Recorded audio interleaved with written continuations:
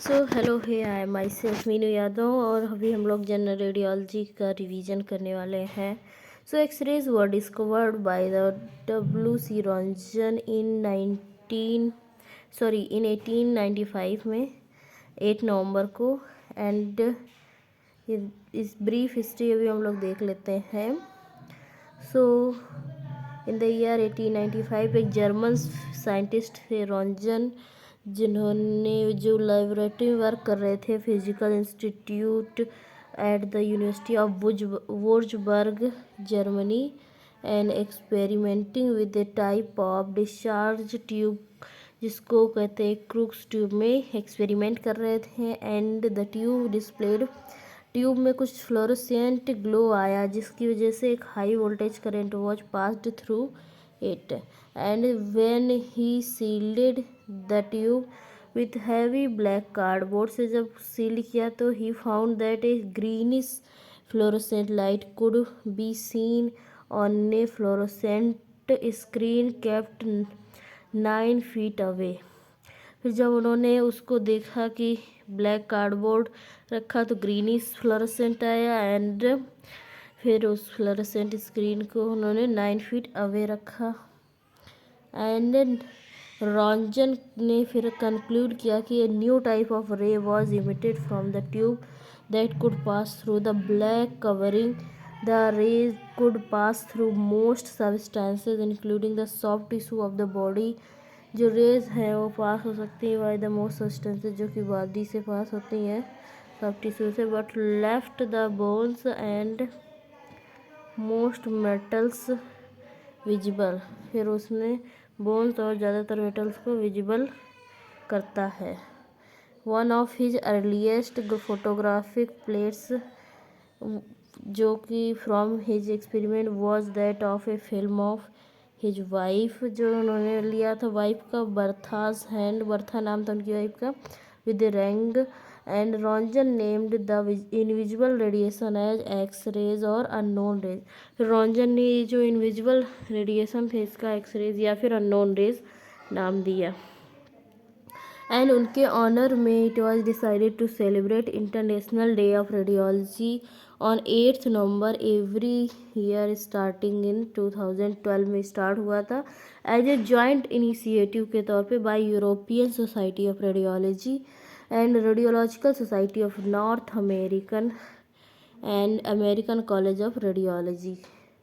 सो उनके ऑनर में सबने डिसाइड किया इंटरनेशनल डे ऑफ रेडियोलॉजी 8 नवंबर को सेलिब्रेट करने के लिए, जो कि 2012 में जॉइंट इनिशिएटिव किया गया by the European society of radiology ESR and radiological society of north America RSNA and American college of radiology ACR की तरफ से।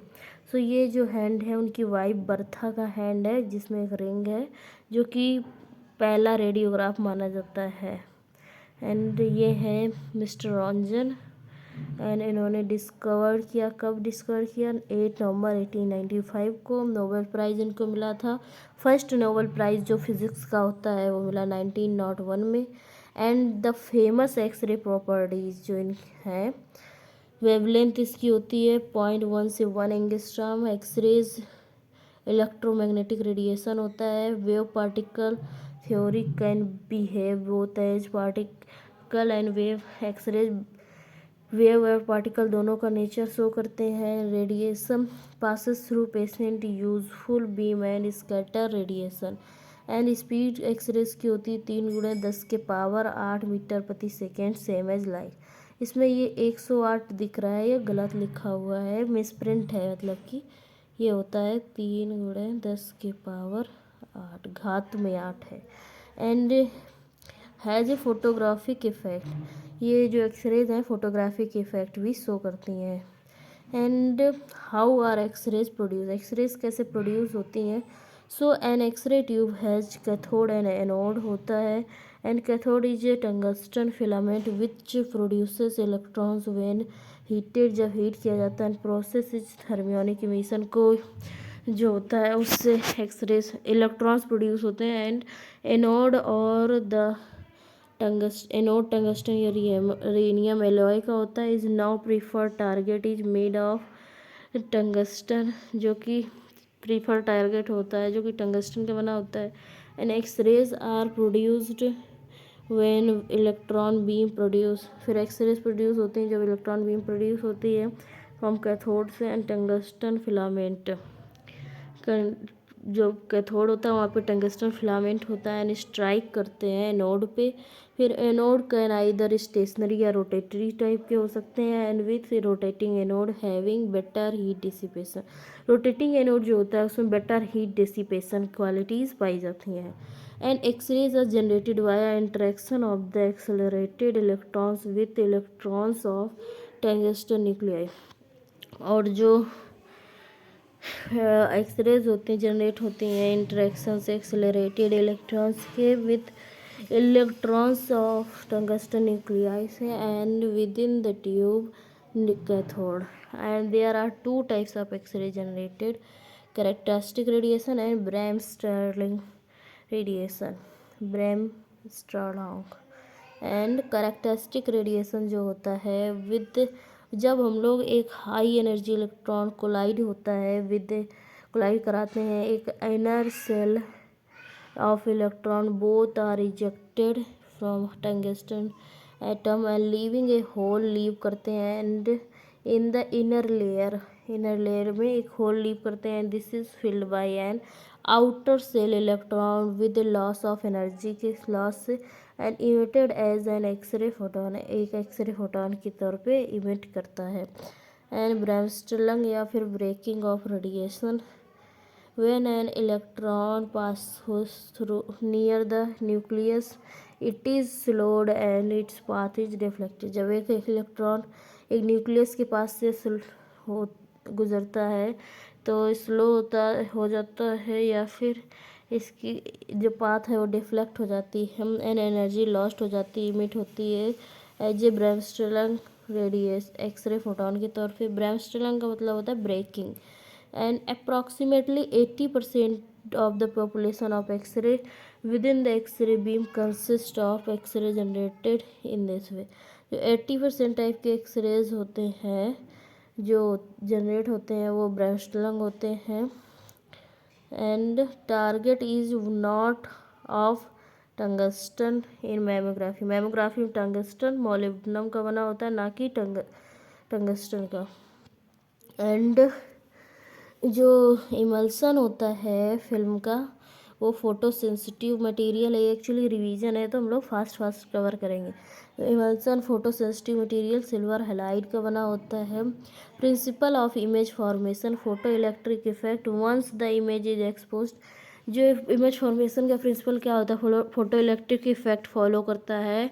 और अगर एक बार इमेज हो गई एक्सपोज तो it has to be developed and fixed, तो फिर इसको डेवलप किया जाएगा देन फिक्स किया जाएगा। एंड डेवलपमेंट जो होता है, डेवलपमेंट में हाइड्रोकिनोन एंड मेटॉल फेनिडोइन यूज होता है, मेटॉल या फिर फेनिडोइन। और फिक्सर में जो होता है वो कौन सा होता है, हाइपो एंड या फिर सोडियम थायोसल्फेट यूज होता है फिक्सर सोल्यूशन में mainly. And special X ray tubes जो मैमोग्राफी में होती है, हाई कंट्रास्ट डिजायरेबल होता है मैमोग्राफी में। एंड कन्वेंशनल एक्सरे ट्यूब है ग्लास विंडो, कन्वेंशनल जो एक्सरे ट्यूब होती है उसमें glass window and aluminium filter होता है। वाइल द मैमोग्राफी है, मैमोग्राफी में क्या क्या होता है, मोलिब्डेनम टारगेट होता है, मोलिब्डेनम फिल्टर होता है एंड बेरिलियम की विंडो होती है। और जबकि कन्वेंशनल में ग्लास की विंडो होती है एंड एल्युमिनियम फिल्टर होता है। एंड एक्सपोजर फैक्टर्स, सो जो एक्सपोजर फैक्टर्स हैं, केवीपी डिटरमाइन करता है बीम पेनिट्रेशन को, किलो वोल्टेज पीक। एंड जो एमएएस होता है ये डिटरमाइन करता है अमाउंट ऑफ फिल्म ब्लैकनिंग को, डेंसिटी को। एंड मिली एम्पियर सेकेंड इसका फुल फॉर्म है। And contrast is mainly influenced by kVp से इन्फ्लुएंस होता है। कंट्रास्ट केवीपी का इन्वर्सली प्रोपोर्शनल होता है to the and is inversely proportional to remembering tip के फॉर कंट्रास्ट। के मतलब याद कर सकते हैं, ये मतलब कंट्रास्ट के लिए, ऐसा रियल में नहीं है, वो सिर्फ याद करने के लिए लिखा हुआ है। And low KVP implies high contrast, मतलब इनवर्सली प्रोपोर्शनल होता है तो जो केवीपी ज़्यादा होगा तो कंट्रास्ट कम होगा, केवीपी कम है तो कंट्रास्ट ज़्यादा होगा, ऐसा होता है। And vice versa. Obese patient जो होते हैं उनमें हाई केवीपी की ज़रूरत होती है, इसलिए क्योंकि उसमें मोर पेनिट्रेशन हम लोग चाहिए। एंड फिल्म फोकस डिस्टेंस जो एफएफडी होती है फॉर रूटीन रेडियोग्राफी के लिए, तो ये होती है 100 सेंटीमीटर, जबकि चेस्ट एक्सरे के लिए 180 सेंटीमीटर या फिर 6 फीट यूज की जाती है। तो क्यों यूज करते हैं हम लोग चेस्ट में दूसरे, क्योंकि मैग्नीफिकेशन जो हार्ट का होता है उसको कम करने के लिए करते हैं। And few technical points. Intensifying screen. Intensifying का प्रिंसिपल जो होता है वो फॉस्फोरेंस पे बेस्ड होता है। Material calcium tungstate generally use करते हैं। एंड न्यू टेक्नोलॉजी जो भी हम लोग यूज कर रहे हैं, पहले कैल्शियम टंगस्टेट यूज कर रहे थे, अभी रेयर अर्थ फॉस्फर स्क्रीन्स आ रही हैं, जिसका प्रिंसिपल होता है X-rays are converted to the light photons में कन्वर्ट किए जाते हैं। As films are more sensitive होती हैं to the light than X-rays से। And one X-ray photon produces around 50 light photons.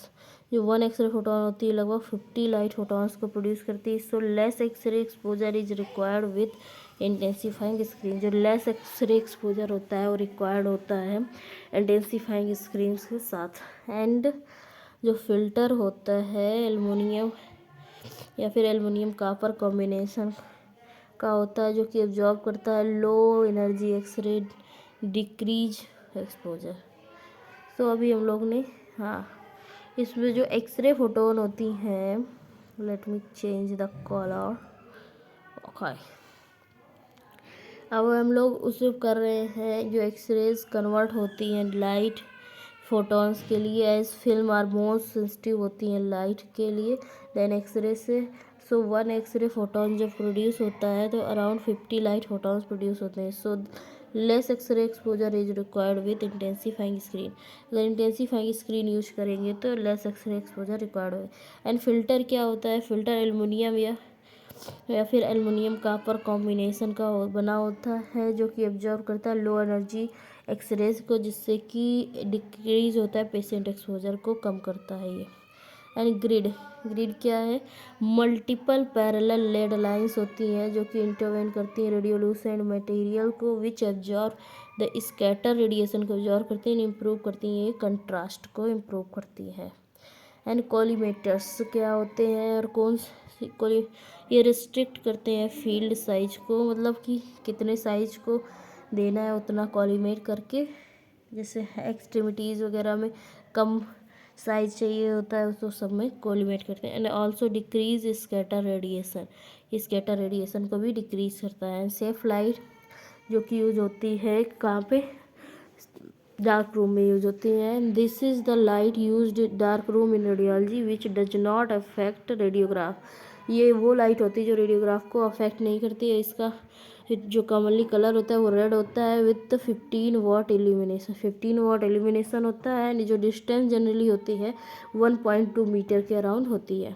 And conventional techniques, fluoroscopy किस लिए यूज होती है, fluoroscopy real time X ray imaging होती है। एंड इसकी जो डिस्कवरी हुई थी, कब हुई थी, इस पर क्वेश्चन आ चुका है इसलिए मैं बता रही हूँ।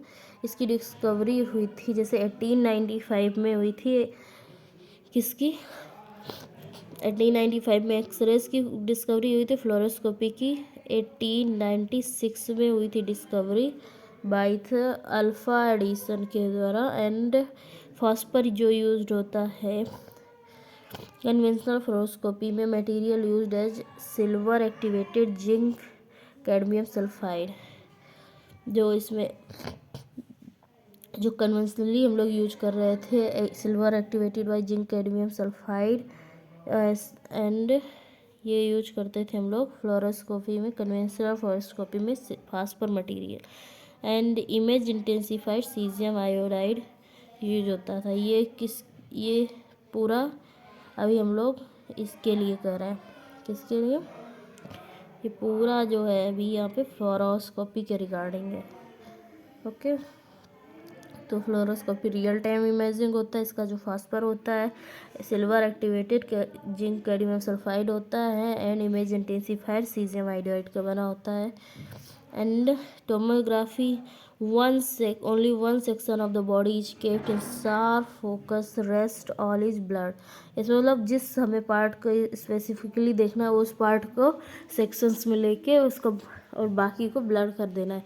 एंड जीरो रेडियोग्राफी क्या है, सेलेनियम यूज कर जीरो रेडियोग्राफी में सेलेनियम यूज होता है एज इमेज रिसेप्टर में। एंड इलेक्ट्रोस्टैटिक लेटेंट इमेज होती है इसमें। जीरो रेडियोग्राफी के बारे में ही अभी चल रहा है। एंड इसका एडवांटेज होता है हाई एज एनहेंसमेंट इसमें प्रोड्यूस होता है। डिसएडवांटेज क्या होता है, जीरो रेडियोग्राफी का हाई रेडिएशन एक्सपोजर होता है। एंड ये यूज होता है जीरो रेडियोग्राफी किसमें, ब्रेस्ट इमेजिंग के लिए यूज होता है। एंड डिजिटल इमेजिंग क्या है, so early digital imaging systems introduced over 30 years ago generally termed computer radiography used as a photostimulable phosphor image receptor plate, PSP plate भी इसको बोलते हैं, continue to be used in some department because of their compatibility with conventional radiography equipment। However, CR systems have largely जो CR system है largely superseded by direct radiography। सो जो digital radiography होती है इसमें DR और CR दोनों आते हैं। CR कंप्यूटर रेडियोग्राफी, मेरे दिमाग में टोमोग्राफी पता नहीं क्यों चल रहा है। And DR direct radiography. Okay, and वैसे अभी CR को रिप्लेस कर दिया गया ज़्यादा जगह डायरेक्ट रेडियोग्राफी से, बट अभी भी चल रहा है। And DR systems employ either direct और indirect methods for converting X-ray photons into electrical charges में thereby generating electrical signal that can be read जो डायरेक्टली रीड किए जा सकते हैं। डायरेक्ट कन्वर्जन में be achieved by photo conductors के द्वारा with in flat panel detector से। जो डायरेक्ट कन्वर्जन होते हैं फोटो कंडक्टर्स की वजह से होते हैं with in flat panel detectors, जो कि मोस्ट कॉमनली एमॉर्फस सेलेनियम इसमें यूज होता है और यूजिंग ए सेलेनियम ड्रम या फिर सेलेनियम ड्रम होता है। और जो इनडायरेक्ट कन्वर्जन होता है वो इन्वॉल्व करता है यूज ऑफ सिंटिलेटर होता है इसमें इनडायरेक्ट कन्वर्जन के लिए। एंड जो कि एसोसिएटेड होता है with either a charge couple device CCD और a flat panel detector FPD। And scintillators most commonly use thallium doped, जो सिंटिलेटर्स होते हैं जो मोस्ट कॉमनली यूज करते हैं thallium doped caesium iodide based. जो सिंटिलेटर्स होते हैं मोस्ट कॉमनली यूज करते हैं thallium doped caesium iodide based और more recently gadolinium based compounds या फिर गैडोलिनियम बेस्ड कंपाउंड। सिंटिलेटर्स जो मोस्ट कॉमनली यूज करते हैं thallium doped caesium iodide based होता है और इसमें रिसेंटली जो अभी यूज कर रहे हैं गैडोलिनियम बेस्ड कंपाउंड्स यूज कर रहे हैं हम।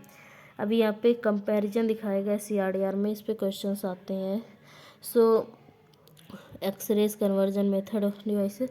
सो CR में इनडायरेक्ट कन्वर्जन होता है and removable image plates using storage phosphors analogous to conventional film cassette. तो इसमें जो इनडायरेक्ट कन्वर्जन होता है रिमूवेबल होता है image plates during storage phosphors के, एंड इसमें एनालॉगस होता है कन्वेंशनल फिल्म कैसेट के। एंड जो DR डायरेक्ट, ये दो टाइप का होता है DR, indirect conversion and direct conversion. Indirect में scintillator thin film transistor array use होता है या फिर scintillator charged couple device use होता है जो इनडायरेक्ट में होता है। एंड डायरेक्ट में सेलेनियम ड्रम यूज होता है या फिर photo conductor flat panel detector use होता है। एंड CR में जो इमेज रीड आउट कैसे होती है, सेपरेट रीड आउट प्रोसेस होता है। Detector layer must be analysed by laser के द्वारा एनालाइज की जाती है एंड पॉइंट स्कैन और line scan resulting output is converted into electrical signal में कन्वर्ट होता है। तो जो इमेज रीड आउट होता है वो सेपरेट रीड आउट प्रोसेस होता है। Detector layer must be analysed by laser से होती है, इसमें पॉइंट स्कैन होते हैं, रिजल्ट करता है आउटपुट को एंड कन्वर्ट करता है फिर इलेक्ट्रिकल सिग्नल्स में। हाँ, जो डिजिटल में होता है, डायरेक्ट में होता है इसमें, सॉरी, डायरेक्ट रीड आउट होता है। X-rays are converted immediately into electrical signal and read. अगर आपने देखा होगा डायरेक्ट वाला सिस्टम, तो उसमें कैसेट का ज़रूरत नहीं होता है। एक डिटेक्टर होता है जो पेशेंट या टेबल के नीचे होता है, पेशेंट टेबल पे लेटता है, उसका पोजीशन किया, शूट किया, वो डायरेक्ट हमारे कंप्यूटर में शो हो जाता है। जबकि अगर हम लोग सीआर में करते हैं तो जब वो कैसेट लगाते हैं, कैसेट को जब शूट कर लेते हैं उसके बाद कैसेट को रीड करना पड़ता है रीडर में एंड देन वो इलेक्ट्रिकल सिग्नल्स के थ्रू रीड होता है, इन द कंप्यूटर में शो होता है। नाउ सीटी स्कैन का हम लोग ब्रीफ हिस्ट्री देखने वाले हैं। ब्रीफ मतलब एक समरी टाइप देखने वाले हैं। सो जो फर्स्ट सीटी मशीन थी यूज की गई फॉर क्लिनिकल पर्पजेज, जो कि डेवलप की गई थी by the late Sir Godfrey Hounsfield, was installed at, जो कि इंस्टॉल की गई थी एटकिंसन मॉर्ले हॉस्पिटल में लंदन में 1972 में by the EMI limited electro musical instrument Middlesex England. तो ये जो सर गॉडफ्रे हाउसफील्ड ने फर्स्ट क्लिनिकल पर्पजेस के लिए सीटी मशीन यूज की थी, जो कि है एटकिंसन मॉर्ले हॉस्पिटल में पहली बार इंस्टॉल की गई थी एंड लंदन में ये है 1972 में किया गया था। EMI लिमिटेड, जो कि किसके द्वारा, कंपनी कौन थी, EMI limited electro musical instrument Middlesex England में है। ये हैं सर गॉडफ्रे हाउसफील्ड, ये उनकी इमेज है। एंड जो ब्रीफ हिस्ट्री क्या है, नोबेल प्राइज़ इनको मिला था फिजियोलॉजी एंड मेडिसिन का 1979 में। इनको जॉइंट मिला था, एलन एम कॉर्मैक को मिला था इनके साथ, और सर गॉडफ्रे हाउसफील्ड को मिला था for the development of computer assisted tomography. जो सर एम कॉर्मैक है, उन्होंने रिकन्स्ट्रक्शन एल्गोरिदम को यूज बनाया था या रेडी किया था, एंड गॉडफ्रे ने मशीन को, ये सिटी मशीन को यूज किया था। इस वजह से पूरा इन दोनों को शेयरिंग में मिला था एंड फिजियोलॉजी एंड मेडिसिन का 1979 में Nobel prize. And basic principle क्या है इसका, thin sections of body are achieved to create axial sections of the body. And what is computed tomography, so CT scanner consist of एक X ray tube होती है जो कि and a row of detectors होती है विच रोटेट होती है around the patient के चारों तरफ, हु इज पोजिशनड होती है in the centre and tube produces a fan shaped X ray. जो ट्यूब है वो प्रोड्यूस करती है एक फैन शेप्ड एक्सरे बीम को and which is passes through the patient, जो कि पास होती है through the patient and hits the detector on the other side, और जो हिट करती है डिटेक्टर को अदर साइड पे। The atomic density of a tissue that an X ray beam encounters determines it's attenuation and with a higher atomic tissue density resulting in a higher attenuation। और higher जो atomic tissue density होती है result करती है higher attenuation में। And the various tissues in a cross section can be distinguished because they have differences in the atomic density and attenuation, क्योंकि उसमें cross section can be distinguish किए जाते हैं by the difference in the atomic density और attenuation में। And attenuation जो होता है एक्सरे बीम का एक्सप्रेस किया जाता है as an absolute value measure, जो कि हाउसफील्ड यूनिट होता है। And rotation of X-ray tube allows करता है calculation of the attenuation at every single point of the slice पे which is use to produce a cross sectional image of the body. जो use होता है produce करने के लिए cross sectional image को बॉडी के। And advances of the CT technology, so ये एक्सरे का मतलब ट्यूब है, ये पूरा मतलब दिखाया गया है सिटी का। ये गैंट्री है ये डिटेक्टर है एंड पेशेंट बीच में लेटा हुआ है, एक्सरे बीम आ रही है, ऊपर एक्सरे ट्यूब है, ये है, इसमें ये शो हो रहा है, बीप इमेज भी है एंड स्पाइरल सिटी एडवांसेस में स्पाइरल सिटी आता है। जो स्पाइरल सिटी होता है यूज करता है principle of volumetric acquisition with simultaneous patient motion and image acquisition. Spiral city होता है यूज करता है प्रिंसिपल को ऑफ द वॉल्यूमेट्रिक एक्विजिशन को जो विद सिमल्टेनियस पेशेंट मोशन होता है and image acquisition. No respiratory misregistration, इसमें कोई भी रेस्पिरेटरी मिस रजिस्ट्रेशन नहीं होता है। And what do the terms spiral CT and multi slice CT refer. So total scan time was significantly reduced with the introduction of spiral city.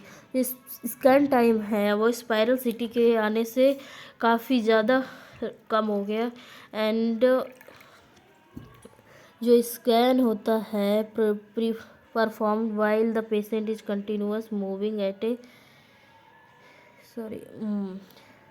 जो scan होता है perform किया जाता है पेशेंट का वो continuously moving at a predefined speed, एक predefined speed होती है उससे ये मूव करता है scanner through the scanner and resulting trajectory of the X ray tube rotating.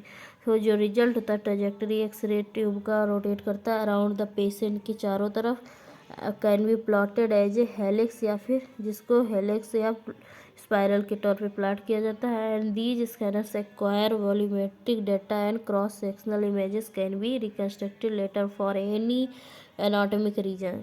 फिर जो स्कैनर्स होते हैं एक्वायर करते हैं वॉल्यूमेट्रिक डाटा और क्रॉस सेक्शनल इमेज कैन बनाई जाती है reconstructed later for any attenuating for मतलब एनी एनाटॉमिक रीजन, किसी भी एनाटॉमी के लिए रिकंस्ट्रक्ट किया जाता है डाटा। एंड दिस कॉन्फ़िगरेशन, ये जो कॉन्फ़िगरेशन होता है सिग्निफिकेंटली रिड्यूस करता है द टोटल स्कैन टाइम को कम करता है but still was not fast enough for cardiac imaging. लेकिन ये कार्डियक इमेजिंग के लिए स्टिल उतना ज़्यादा फास्ट नहीं है।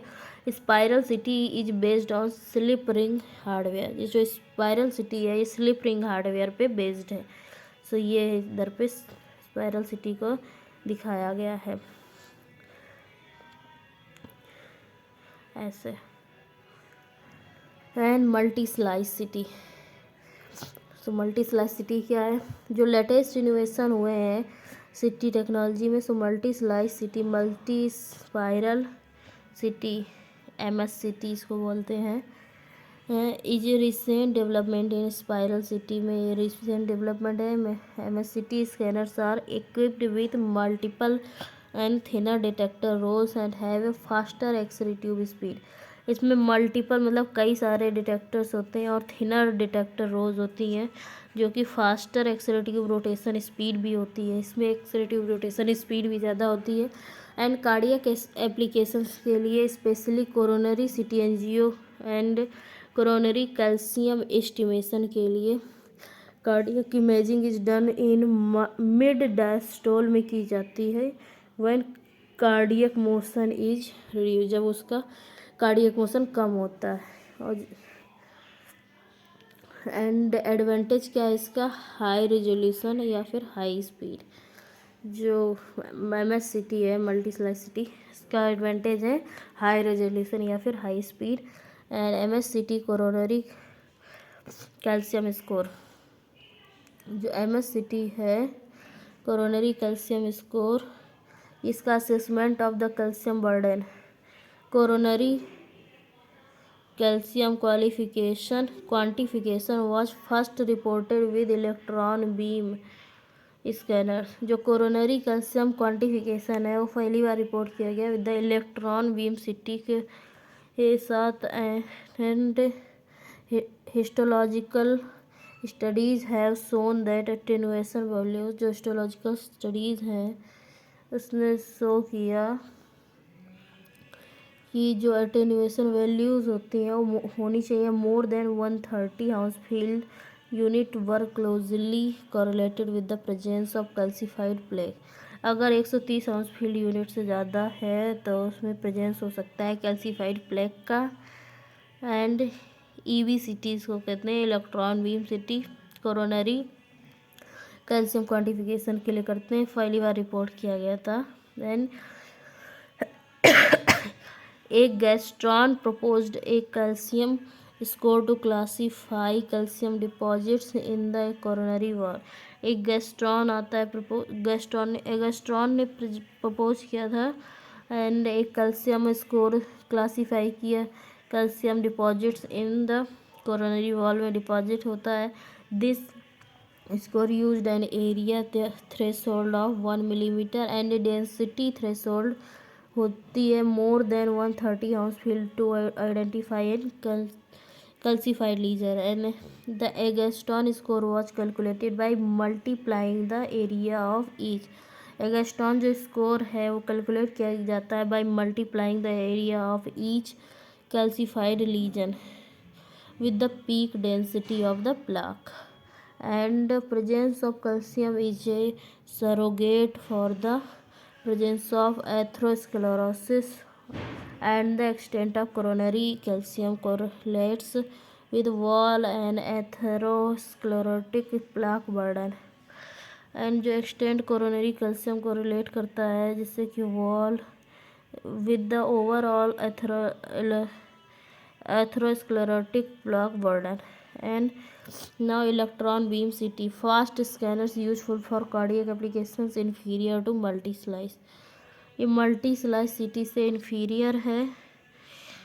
एंड ये इलेक्ट्रॉन बीम सीटी जो है ये यूज होता है फास्ट स्कैनर कार्डियक एप्लीकेशंस के लिए। HR सीटी हाई रेजोल्यूशन सीटी लंग्स के लिए अलाउ करता है detailed visualisation of the lung parenchyma के लिए।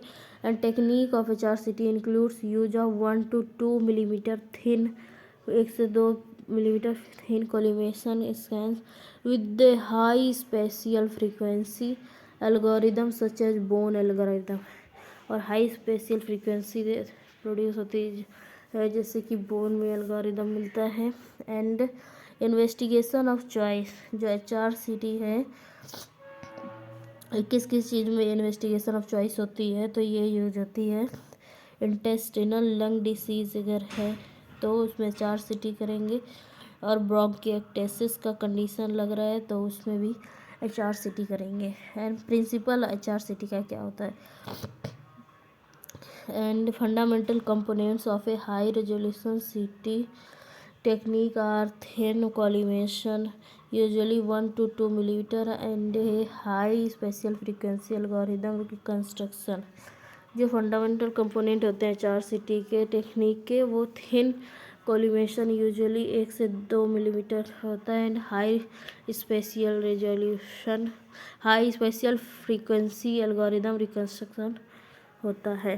एंड इसमें थिन कोलिमेशन होता है 1 to 2 millimetre and high resolution bone algorithm for image reconstruction and small field of view होता है। CCT usually for all cranial applications usually all iodinated contrast media use किए जाते हैं। एंड NCCT indicated for the non contrast CT head injury में या फिर stroke के केस में NCCT करते हैं। एक्यूट हेमरेज के चांस में NCCT करते हैं। SAH सबएरेक्नाइड हेमरेज के लिए करते हैं, या फिर कैल्सिफाइड स्टोन के लिए भी कैल्सिफाइड या इस कैल्सिफिकेशन या स्टोन का चांस लग रहा है तो उसमें भी NCCT ही करते हैं।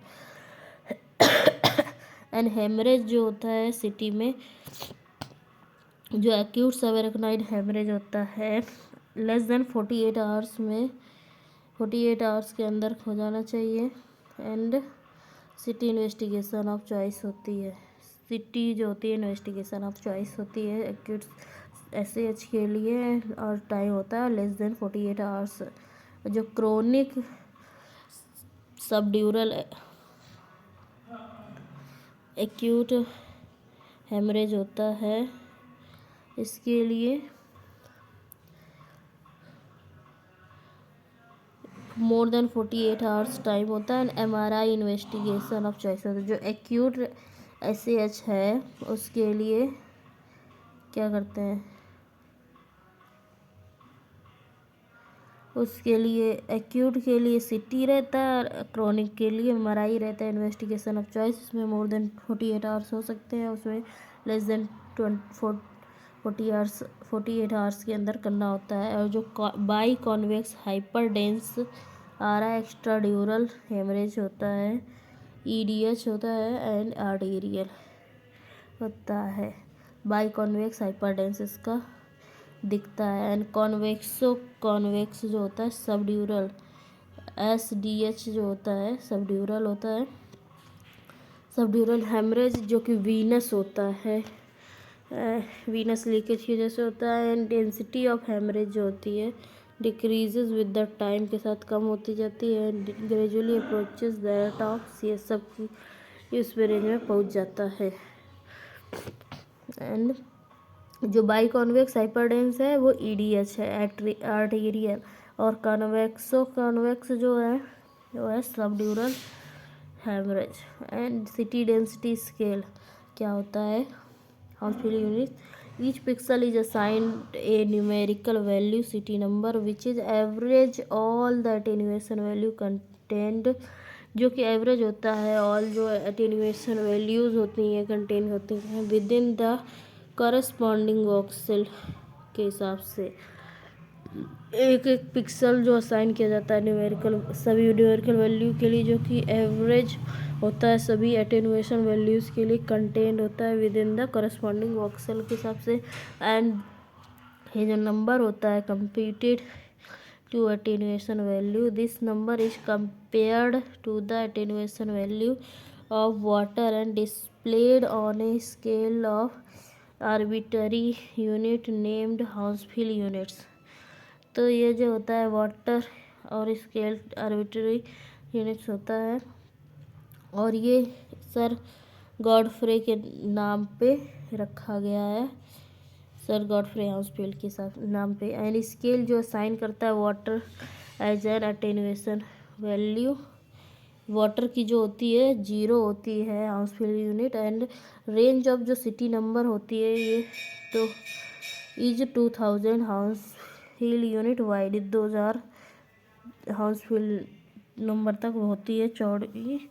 एंड ईच नंबर रिप्रेजेंट करता है शेड ऑफ ग्रे विथ +1000 जो होता है वाइट होता है, एंड -1000 जो कि ब्लैक होता है at either end of the spectrum.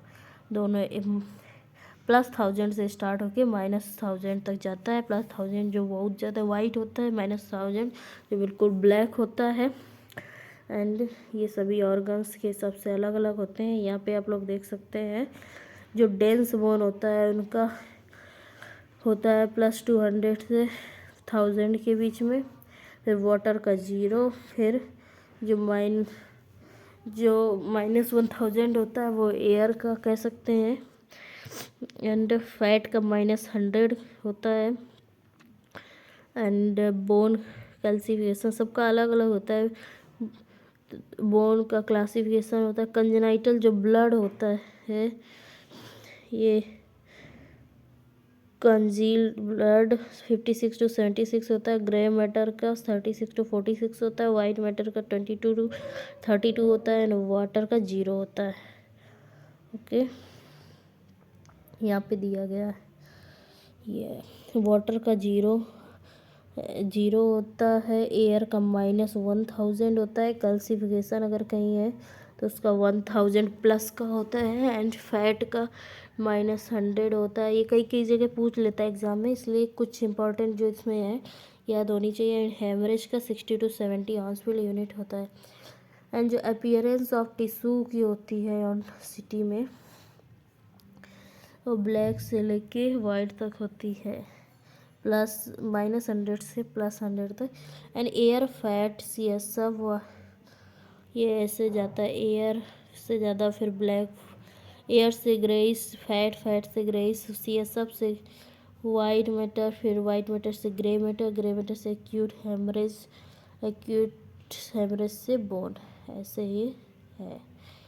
And ये हाउसफुल यूनिट का है। एंड वाटर का 0 हाउसफुल यूनिट होता है। And 3D reconstruction possible with spiral and multi slice CT, specially useful for the craniovertebral anomalies, ये जो 3D होता है रिकन्स्ट्रक्शन, ये स्पाइरल और मल्टीस्लाइस की वजह से यूज हो पाया है। और ये क्रेनियोवर्टिब्रल एनोमली है, कोई एसिटाबुलर इंजरी है या स्पाइनल बोनी इंजरी, इनके लिए बहुत ज़्यादा यूज़फुल होता है।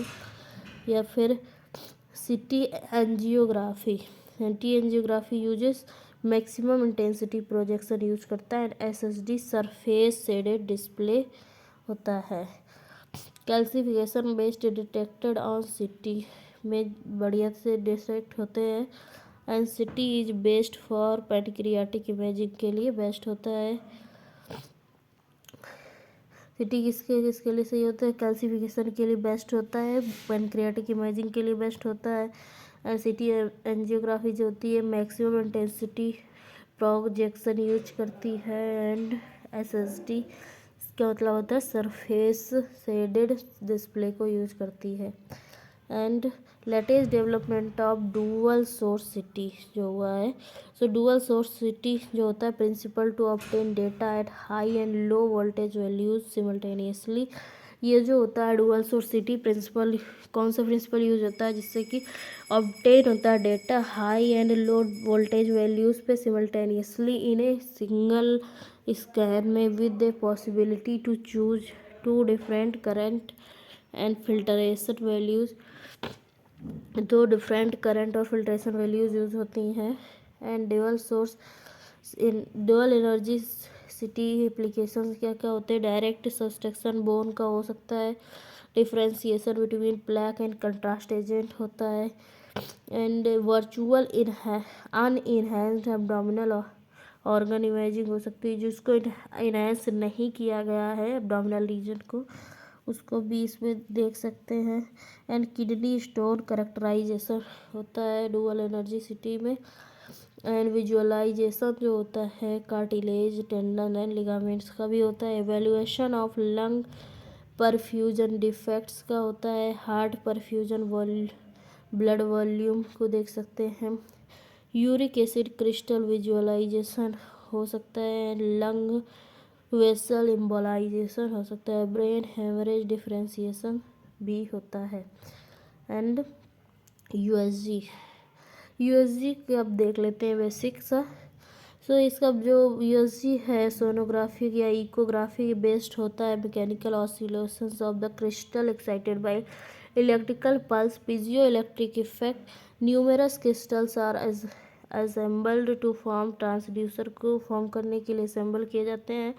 ट्रांसड्यूसर कन्वर्ट करता है one type of energy into another, एक टाइप की एनर्जी को दूसरी टाइप में। एंड बेस्ड ऑन द फल्सीको प्रिंसिपल को यूज करता है, फिजियोइलेक्ट्रिक इफेक्ट यूज करता है जो कि यूज अकर होता है with the ultrasound piezoelectric crystal.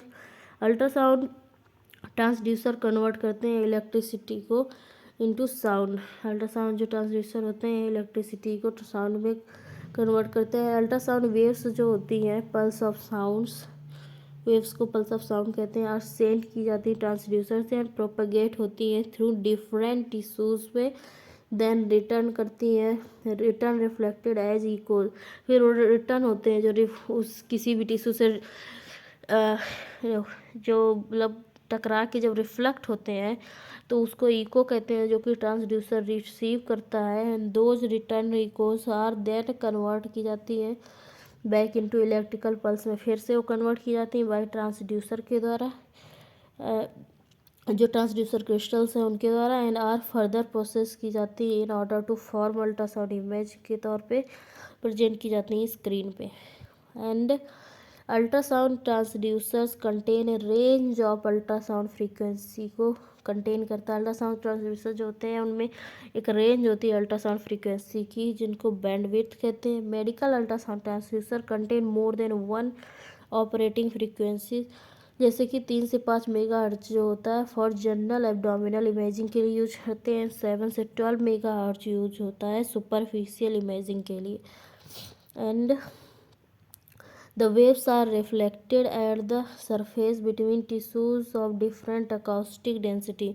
जो वेव्स होती हैं रिफ्लेक्ट होती हैं at a surface between the, एक सरफेस पे बिटवीन जिसके फिर ये tissues of different acoustic density होती है and the reflection being proportionate to the difference in acoustic density, जो और रिफ्लेक्शन होता है प्रोपोर्शनेट होता है to the difference in acoustic density के हिसाब से। And if the difference in acoustic density increase होता है तो density of the reflected sound is increase होता है and the intensity of the transmitted sound is proportionately decrease होता है। जैसे कि जो डिफरेंस होता है अकाउस्टिक डेंसिटी का वो बढ़ा दिया जाए तो इंटेंसिटी जो रिफ्लेक्टेड साउंड का होता है बढ़ जाता है, और जो intensity of the transmitted sound का होता है वो प्रोपोर्शनेट होता है, प्रोपोर्शनेटली घट जाता है।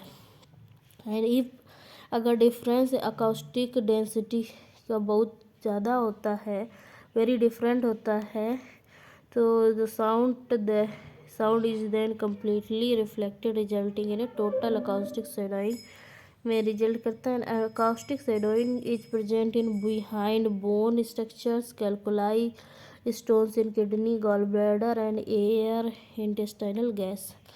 And echoes are not produced if there is no difference in acoustic distance. जो इकोज होती हैं वो कहाँ से नहीं प्रोड्यूस होती हैं, इफ देयर अगर वहाँ पे कोई भी डिफरेंस नहीं है अकाउस्टिक डेंसिटी में। सो होमोजीनस फ्लूइड्स लाइक जैसे कि जो ब्लड होते हैं, bile, urine contents of the cyst ascites pleural effusion are seen as echo-free structures and show posterior acoustic enhancement. So ये जो homogeneous structures होते हैं फ्लूइड्स जैसे कि bile, blood, urine content of cyst के कंटेंट ascites या फिर pleural effusion, ये सब इको फ्री होते हैं स्ट्रक्चर और शो होते हैं पोस्टीरियर अकाउस्टिक एनहांसमेंट से शो होते हैं। एंड अकाउस्टिक शैडो, ये है acoustic shadow and acoustic enhancement में ये सिस्ट्रिस में ऐसे दिखता है। And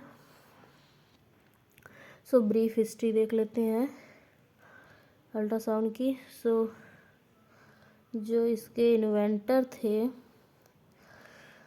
inventor of diagnostic ultrasound of in medicine John Wild थे the father of diagnostic ultrasound, इनको बोलते हैं जॉन वाइल्ड को। एंड आयन डैनॉल्ड जो थे स्कॉटिश फिजिशियन जिन्होंने पायोनियर किया था use of diagnostic ultrasound in obs. सो इसमें दो लोग का आता है मेनली नाम इन्वेंटर में, एक जॉन वाइल्ड है जिनको फादर ऑफ डायग्नोस्टिक अल्ट्रासाउंड बोलते हैं, एंड सेकेंड जो आयन डोनाल्ड थे ये स्कॉटिश फिजिशियन थे एंड इन्होंने पायनियर किया था use of diagnostic ultrasound in the ops में। इसके यूज को पायनियर किया था किसने, आयन डोनाल्ड ने, और जॉन विल्डे दो हैं father of diagnostic ultrasound. And points to be remember, जो 3 से 5 मेगाहर्ट्ज है रूटीन एब्डोमिनल इमेजिंग के लिए यूज़ होता है। जो क्रिस्टल इसमें यूज़ होता है वो होता है फिजियोइलेक्ट्रिक इफेक्ट पे यूज होता है पीजेटी। लेड जर्कोनेट होता है, lead zirconate titanate. PZT is a ceramic that is cast as a thin plate, ये सिरेमिक होता है जो कि कास्ट होता है एज ए थिन प्लेट के तौर पे, that may be disc shape होता है और more usually is formed into a strip that is then sliced into several hundred tiny elements as an array, जो कि फॉर्म किया जाता है कि स्ट्रिप के तौर पे, जो कि देन स्लाइस किया जाता है सेवरल हंड्रेड टाइनी एलिमेंट्स के तौर पे, एक एरे के तौर पे, एंड विथ मेटल इलेक्ट्रोड्स के साथ ऑन द टू सरफेस पे, and it is polarised by heating it above a critical temperature, और ये पोलराइज किया जाता है by the heating it above a critical temperature the Curie point which is around 200 degree Celsius के पास होता है, and then allowing it to cool in the electric field, फिर इसको अलाउ किया जाता है कूल होने के लिए इलेक्ट्रिक फील्ड में। एक प्रोसेस होता है similar to that use to polarise a magnet, जो कि प्रोसेस होता है सिमिलर होता है to use that used polarise a magnet. And इसका जो प्रिंसिपल होता है फिजियोइलेक्ट्रिक इफेक्ट पे बेस्ड होता है, और इसमें हम लोग कौन सा क्रिस्टल यूज करते हैं, पीजेटी जिसको बोलते हैं lead zirconate titanate sorry, and acoustic impedance क्या होता है। So this the way in which the ultrasound wave, जिस तरीके से अल्ट्रासाउंड वेव ट्रांसमिट होती है, varies with the strength of elastic forces between adjacent principles which relates to the elasticity of the tissue, thus to the velocity of the ultrasound, जो relate करती है elasticity से of the tissue की, and thus to with the velocity of the ultrasound की, and with the masses of the particles which determines density, जो masses of the particles and जो कि determine करती है डेंसिटी को, and these two factors determine the acoustic impedance, और ये जो दो फैक्टर्स होते हैं डिटरमाइन करते हैं एकॉस्टिक इम्पिडेंस को। क्या क्या डिटरमाइन करते हैं एकॉस्टिक इम्पिडेंस को, तो जो elastic forces between adjacent particles होते हैं, and to the elasticity of the tissue, and the velocity जो होती है अल्ट्रासाउंड की, ये दोनों विद द मास के साथ of the particle determine density, जो कि डेंसिटी को डिटरमाइन करता है, एंड ये दोनों फैक्टर डिटरमाइन करते हैं एकॉस्टिक इम्पिडेंस को, जिसको जेड से हम लोग रिप्रेजेंट करते हैं। And impedance of the tissue Z is equal to लगभग इज इक्वल टू होता है पी सी के, and where P is density and C is the velocity of ultrasound को ये होती है। एंड इन क्लिनिकल प्रैक्टिस में since the velocity of ultrasound in tissue is almost 1540 metre प्रति second होती है, जो कि चेंज होती है in impedance are mainly attributed to the differences in density, जो अलग अलग ऑर्गन्स में थोड़ा सा टिश्यूज़ में कम ज़्यादा होता रहता है। And speed of sound in the body 1540 metre per second होती है, and for the superficial USG के लिए 7 से 10 मेगाहर्ट्ज़ यूज़ करते हैं, एब्डोमिनल के 3 to 5 मेगाहर्ट्ज़ यूज़ करते हैं, जो 7 से 10 मेगाहर्ट्ज़ है। Use higher frequency for superficial parts के लिए होता है। बेस्ट फॉर सॉलिड, ये किसके लिए बेस्ट होता है, solids versus cyst lesions minimal fluids, इन सब के लिए बेस्ट होता है। एंड जो मोड्स होते हैं अल्ट्रासाउंड के, सो ए मोड का मतलब होता है एम्पलीट्यूड मोड, ये यूज होता है ऑप्थेल्मोलॉजी में, ऑर्बिटल बायोमेट्री में, एंड ये है ए मोड की इमेज ऐसी दिखती है इकोडेंस। एंड जो बी मोड है वो ग्रे स्केल होता है, and for all routine applications के लिए बी मोड यूज होता है। एम मोड जो मोशन मोड होता है इकोकार्डियोग्राफी में यूज होता है, और ये है। एंड एम मोड के और जो यूएसजी के एडवांटेजेस होते हैं वो होते हैं इसमें कोई रेडिएशन नहीं होता, पोर्टेबल होता है, एंड जो इसका डिसएडवांटेज है ऑपरेटर डिपेंडेंट होता है। And biophysical effects of the, इसके जो बायोफिजिकल इफ़ेक्ट होते हैं थेरापेटिक अल्ट्रासाउंड के have been examined through in vitro studies से एग्जामिन किए गए। There is relatively little evidence that it has change that these changes occur in vivo हो सकते हैं। And extrapolation of the results in humans is therefore conjectural. Biophysical effects of the ultrasound are traditionally separated into the thermal and non-thermal effects. इसके जो मतलब effects हैं biophysical वो कुछ देखे गए हैं इन वीवो, एंड जो थर्मल और नॉन थर्मल हो सकते हैं। नॉन थर्मल इफ़ेक्ट्स जो होते हैं वो डिवाइड किए गए into cavitation and mechanical effects. जो नॉन थर्मल इफ़ेक्ट्स है वो कैविटेशन और मैकेनिकल इफ़ेक्ट्स में डिवाइड किए गए हैं। अकॉस्टिक कैविटेशन क्या होता है, so the behaviour of bubbles जब होते हैं within an acoustic field में, देयरफॉर कैविटेशन में बी मोर स्पेसिफिकली, इसीलिए कैविटेशन मोर स्पेसिफिकली डिफाइन की जाती है as the formation of tiny gas bubbles in the tissue as the result of ultrasound vibration. जब फॉर्मेशन होता है tiny gas bubbles का इन द टिश्यू में as the result of ultrasound vibration के result की वजह से, तो उसको बोलते हैं acoustic cavitation and deleterious effect जो deleterious effect on small organism of USG is by acoustic cavitation. acoustic cavitation का इफेक्ट क्या है? deleterious effect small organism पे होते हैं and of USG की वजह से। एंड इसमें क्या होता है?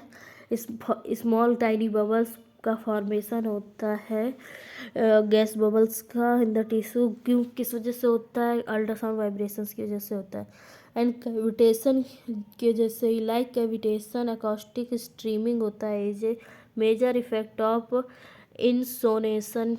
ये एक मेजर इफेक्ट है इंसोनेशन का, acoustic streaming, and is describe किया जाता है। एकॉस्टिक स्ट्रीमिंग क्या है? Localised liquid flow in the fluid around the vibrating bubbles.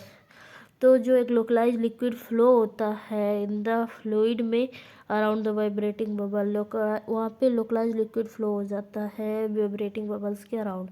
And thermal effect, ये जो कैविटेशन है एंड मैकेनिकल इफेक्ट्स, ये नॉन थर्मल इफेक्ट्स हैं। अब now thermal effects, although there is evidence of insonation causing a rise in the tissue temperature में rise होता है of the extent of tissue heating is dependent on the number of variables.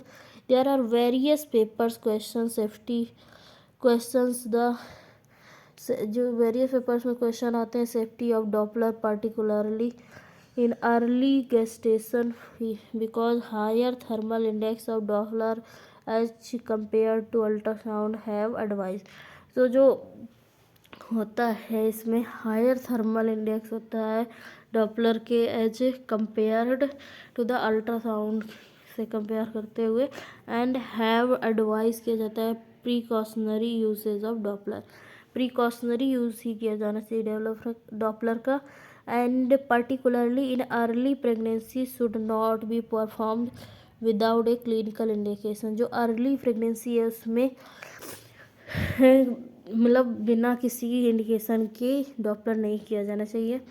And जो tissue harmonic imaging है, इससे question आ चुके हैं exams में, so you guys should know this topic. And tissue harmonic imaging (THI) is a sonographic technique that can potentially provide images of the higher quality that can conventional sonographic techniques। तो जो tissue harmonic imaging होता है एक sonographic technique होता है जो कि potentially provide करता है इमेजेस ऑफ हायर क्वालिटी को that can conventional sonographic technique से। एंड मतलब THI का क्या फ़ायदा है? ये पोटेंशियली प्रोवाइड करता है इमेज को, हायर क्वालिटी की इमेजेस होती कन्वेंशनल सोनोग्राफी से। एंड हार्मोनिक्स जो होता है frequencies are frequencies that occur at multiplies the fundamental और ट्रांसमिटेड सोनोग्राफिक फ्रीक्वेंसीज। ये जो हार्मोनिक्स होते हैं फ्रीक्वेंसीज इसकी जो होती हैं मल्टीप्लाई होती हैं जो फंडामेंटल होती हैं उससे, एंड ट्रांसमिटेड सोनोग्राफिक फ्रीक्वेंसीज है। And conventional grey scale sonography में the same frequency spectrum that is transmitted into the patient is subsequently received to produce the sonographic image. जो कन्वेंशनल ग्रे स्केल सोनोग्राफी होती है उसमें same frequency spectrum होता है जो कि ट्रांसमिट होता है टू द पेशेंट में और सब्सिक्वेंटली रिसीव होता है टू प्रोड्यूस करने के लिए सोनोग्राफिक इमेजेस को। And in tissue harmonic imaging THI sonography higher harmonic frequencies generated by the propagation of ultrasound beam. इसमें जो हायर हार्मोनिक फ्रीक्वेंसी जनरेट होती है by the propagation of the ultrasound beam के propagation से through tissues are used to produce the sonograph. जो कि tissues use होते हैं तो प्रोड्यूस करने के लिए sonogram. Imaging using harmonic frequencies offer several potential. जो इमेजिंग होती है यूज करती हार्मोनिक फ्रीक्वेंसीज को ऑफर करती सेवरल पोटेंशियल एडवांटेजेस को इंक्लूड करती है improved lateral resolution, reduced side lobe artefacts and improved signal to noise ratio. So जो इमेजिंग यूजिंग हार्मोनिक, जो जिसमें हम लोग हार्मोनिक फ्रिक्वेंसीज यूज करते हैं इमेजिंग में, वो ऑफर करता है सेवरल पोटेंशियल एडवांटेज होते हैं, जैसे कि इम्प्रूव्ड लेटरल रिजोल्यूशन, इसमें इम्प्रूव हो जाता है, reduce side lobe artefact reduce हो जाते हैं, इम्प्रूव हो जाता है क्या, सिग्नल टू नॉइस रेशियो भी इम्प्रूव हो जाता है। And 3D ultrasound. So 3D ultrasound क्या है? So 3D reconstruction is now a real-time operation attributed to the combination of 2D arrays and fast signal processor. जो 3D रिकन्स्ट्रक्शन अल्ट्रासाउंड है एक real time operation attribute है, जो कि combination होता है 2D एरेज का एंड फास्ट सिग्नल प्रोसेसर्स का। It is often proven value in the obstetrics. ये एक प्रूवन वैल्यू है ऑब्स्टेटिक्स की, जिसमें where the 3D display of complex fetal anatomy, जिसमें कि 3D डिस्प्ले जो कॉम्प्लेक्स फीटल एनाटॉमी का होता है फैसिलिटेट करता है recognition of the developmental anomalies and specially around the face में। जो फैसिलिटेट करता है रिकॉग्निशन किसके, डेवलपमेंटल एनोमलीज के and specially around the face के अराउंड। एंड इलास्टोग्राफी, तो मतलब कि 3D अल्ट्रासाउंड समझ गए। इसमें क्या होता है, कॉम्बिनेशन होता है 2D एरेज का सिग्नल, जिसमें फास्ट सिग्नल प्रोसेसिंग होती है। प्रूवन वैल्यू ऑप्स में इसमें प्रूवन है वैल्यूज है, जिसमें कि 3D display of complex fetal anatomy को दिखाता है। ये फैसिलिटेट करता है रिकॉग्निशन ऑफ डेवलपमेंटल, जो कि जो ऑप्स में डेवलपमेंट हो रहा है उसका डेवलपमेंटल एनोमलीज दिखा देगा, स्पेशली अराउंड द फेस के अराउंड दिखा देता है। And elastography. So elastography, elasticity imaging और elastography is a new method which offers high contrast, जो कि हाई कंट्रास्ट ऑफर करता है। It offers between masses specially tumours and the host tissue. ये ऑफर करता है मासेज के बीच में या फिर specially tumours and the host tissue के। And the principle is simple, इसका प्रिंसिपल सिंपल होता है। Image before and after applying A distorting force stress that is moves the tissues by, जो कि मूव्स करता है बाई 8 मिलीमीटर एंड क्रिएट एक image करता है, जो कि of the tissues response strain by comparing the two. इसमें क्या है, इलास्टिसिटी इमेजिंग जो होती है, इलास्टोग्राफी जो होती है, मेनली ये यूएसजी में टेक्निक है। एंड ये न्यू मेथड होता है जो कि हाई कंट्रास्ट को ऑफर करता है। एंड ये किस में, मासेज में, स्पेशली ट्यूमर्स के केसेस में, होस्ट टिश्यूज़ के केस में अच्छा कंट्रास्ट देता है। और इसका प्रिंसिपल क्या है, प्रिंसिपल ये यूज करता है, इमेज जो होती है पहले और अब बाद वाली इमेज को अप्लाई करता है, एक डिस्टॉर्टिंग फोर्स लगाता है, स्ट्रेस, जो कि मूव करता है टिश्यू को by the a few millimetres के लिए, एंड क्रिएट करता है एक image of the tissue response, जो कि स्ट्रेस के बाद स्ट्रेन से जो इमेज आती है दोनों को कंपेयर करता है, और उसी को हम लोग इलास्टोग्राफी कहते हैं। स्पेशली किसके लिए यूज होता है, फॉर द मासेज या फिर ट्यूमर्स के लिए इलास्टोग्राफी यूज करते हैं। एंड इसमें जो फॉलोइंग इन्वेस्टिगेशन ढूंढो, कौन सी इन्वेस्टिगेशन है यूज नहीं करते हैं, आयनाइजिंग रेडिएशन, तो अल्ट्रासोनोग्राफी नहीं यूज करती, थर्मोग्राफी नहीं यूज करती है, MRI नहीं यूज करती है। And comet tail sign on USG, जो कॉमेट टेल साइन होता है USG में होता है, एडिनोमायोमेटोसिस को शो करता है, एडिनोमायोमेटोसिस को शो करता है कॉमेट टेल साइन। ये ऐसे दिखता है comet tail sign. Okay, here you guys can C,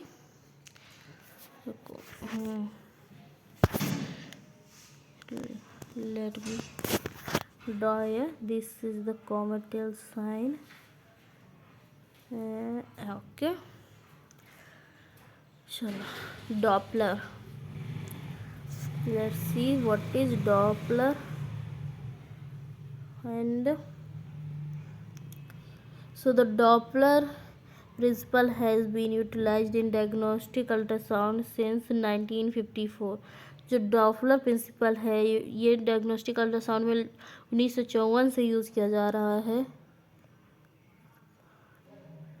and the development of spectral analysis of the Doppler shifted eco.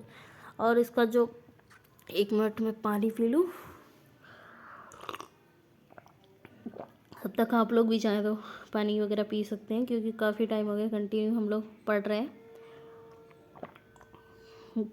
Actually मैं सोच रही थी कि जितना ज़्यादा हो सके हम लोग रेडियोलॉजी का एक ब्रीफ सा समरी टाइप कर लेते हैं, क्योंकि पूरा डिटेल में पढ़ने के लिए तो बहुत टाइम होता है और पढ़ा भी होगा, तो बट समराइज जब तक नहीं करेंगे तब तक उतना सही नहीं होता। समरी भी पढ़ते रहना चाहिए।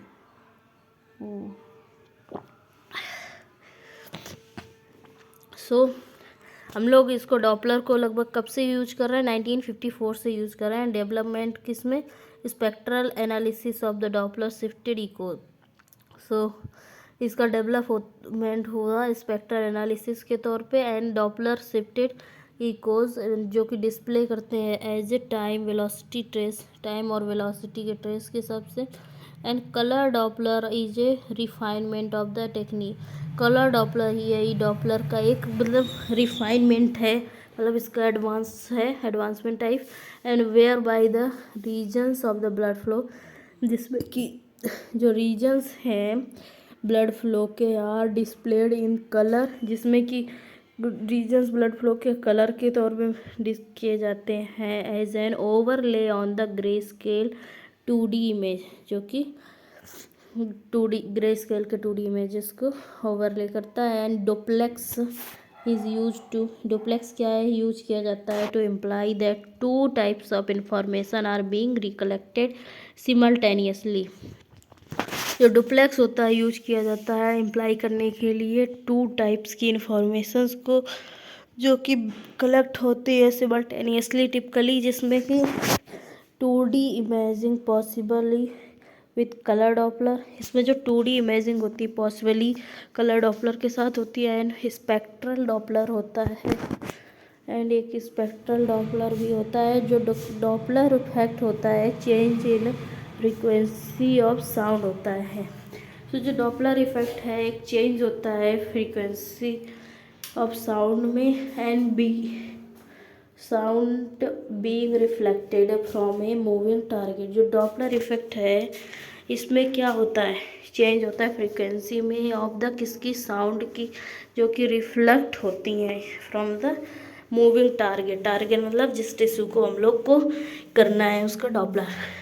ओके। एंड डुप्लेक्स क्या है, ये किस लिए यूज होता है, सो ये यूज होता है 2 टाइप्स ऑफ मल इंफॉर्मेशन के 2 टाइप्स ऑफ इंफॉर्मेशन के लिए, जो कि बीइंग कलेक्ट होती हैं 2D इमेजिंग से एंड स्पेक्ट्रल डॉपलर से। 2D इमेजिंग जो कि कलर डॉपलर होता है एंड स्पेक्ट्रल इमेजिंग।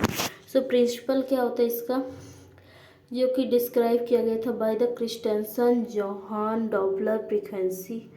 जो इसका प्रिंसिपल है वो किसने डिस्क्राइब किया था, क्रिस्टियन जॉन डॉपलर ने किया था। इन्हीं के नाम पे इसको डॉपलर रख दिया गया। And frequency shift of moving object, जो फ्रीक्वेंसी इसकी होती है शिफ्ट होती है मूविंग ऑब्जेक्ट की, रिकॉर्डेड होती है मूविंग। एंड इसका जो पल्स्ड डॉपलर, ये मतलब प्रिंसिपल किसने दिया, क्रिश्चियन जॉन डॉपलर ने दिया। Frequency shift of moving object record की जाती है। एंड जो पल्स डॉपलर है gives at exact velocity waveform. जो पल्स डॉपलर होता है एग्जैक्ट वेलोसिटी वेवफॉर्म को देता है। एंड कलर डॉपलर क्या होता है, जो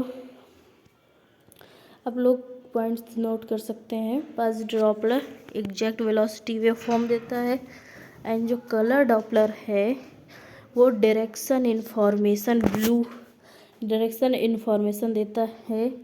blue away from the transducer and red is towards the transducer. इस पे भी क्वेश्चंस आ चुके हैं। एंड जो पावर डॉपलर होता है ये क्या है, स्लो फ्लो डिटेक्शन के लिए यूज होता है, लाइक ट्यूमरल वेस्कुलरिटी के लिए यूज होता है।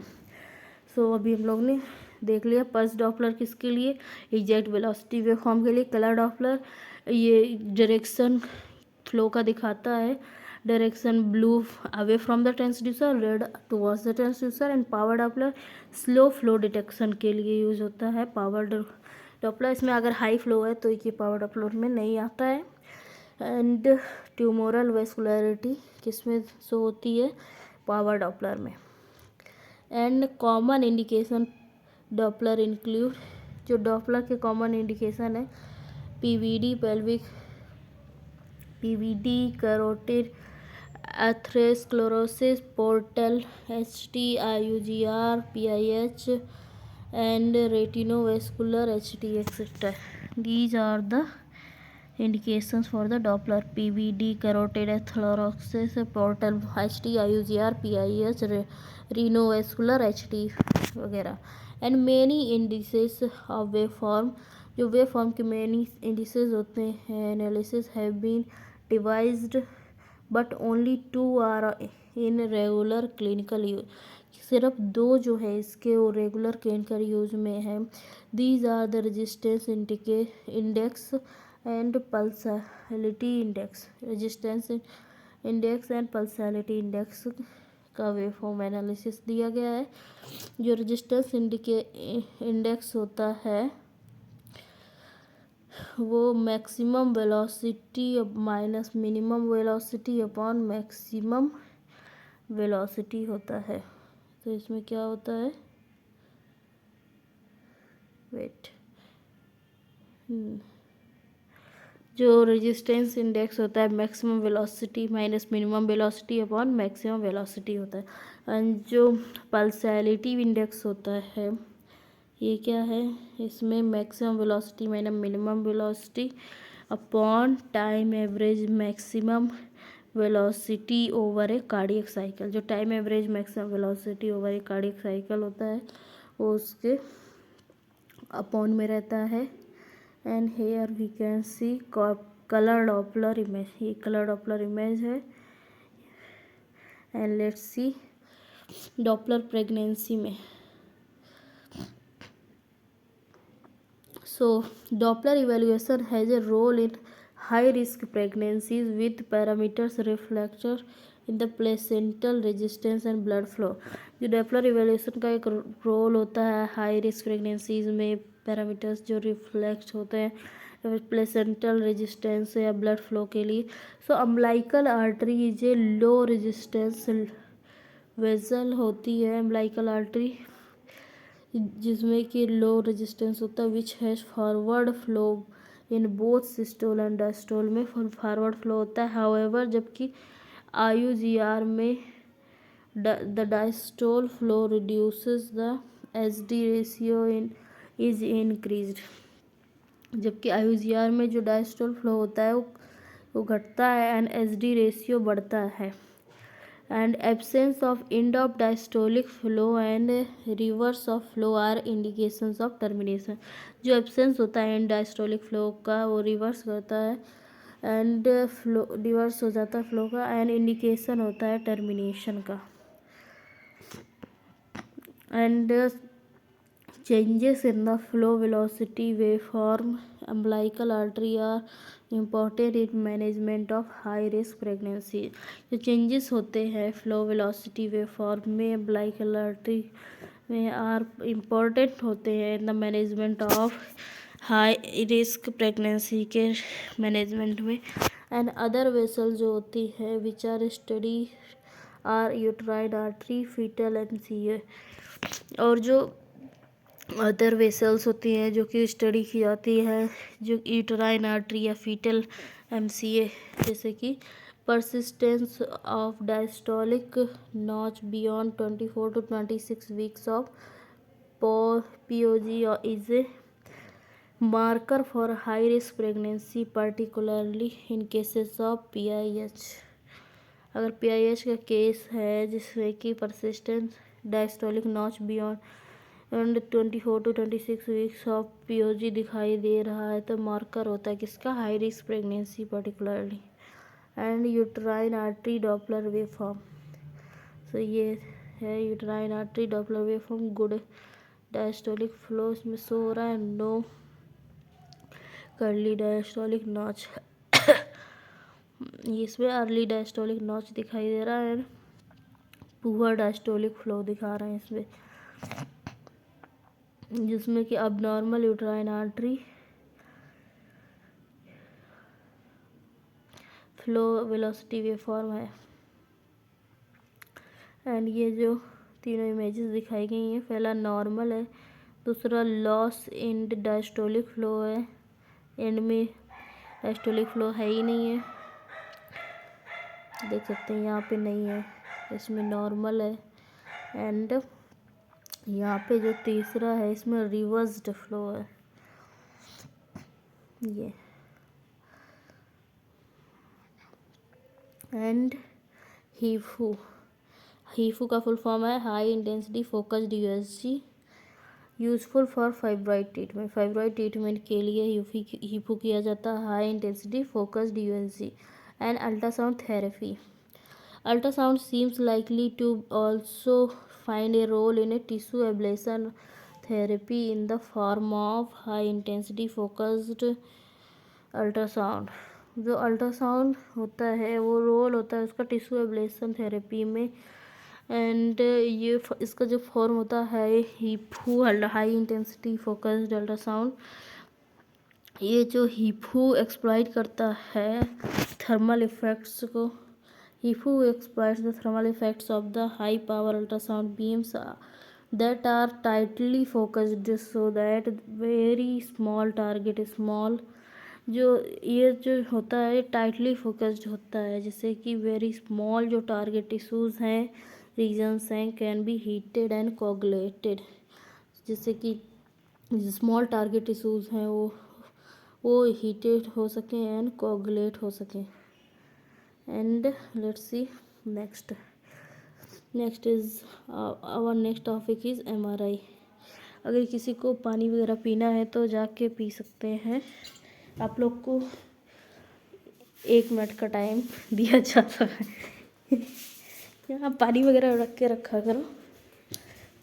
एंड 1 शॉर्ट वीडियो है तो 1 शॉर्ट को एक साथ कंप्लीट करना ज़रूरी है, क्योंकि उसके बाद उसको 4 दिन तक नहीं चलाना है, ठीक है। आप लोग को इसका रिवीजन करना है आप लोग को, ठीक है। जब मैं आप लोग के लिए इतना सब कर रही हूँ तो आपकी रिस्पॉन्सिबिलिटी होती है कि उसको अच्छे से रेडी करना है।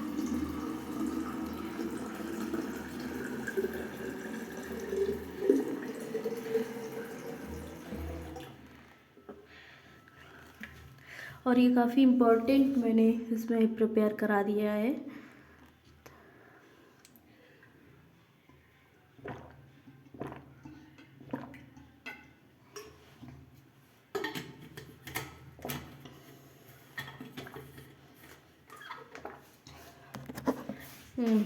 तो चलो पी लिया हो पानी वगैरह तो आ जाओ सब लोग।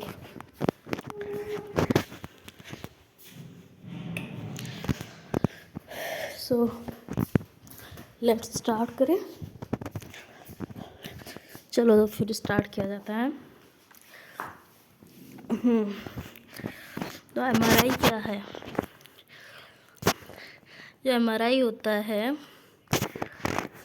इसका प्रिंसिपल सेम होता है NMR का, nuclear magnetic resonance imaging, which is analytical tool in chemistry में होता है। ये क्वेश्चन पूछ दिया। And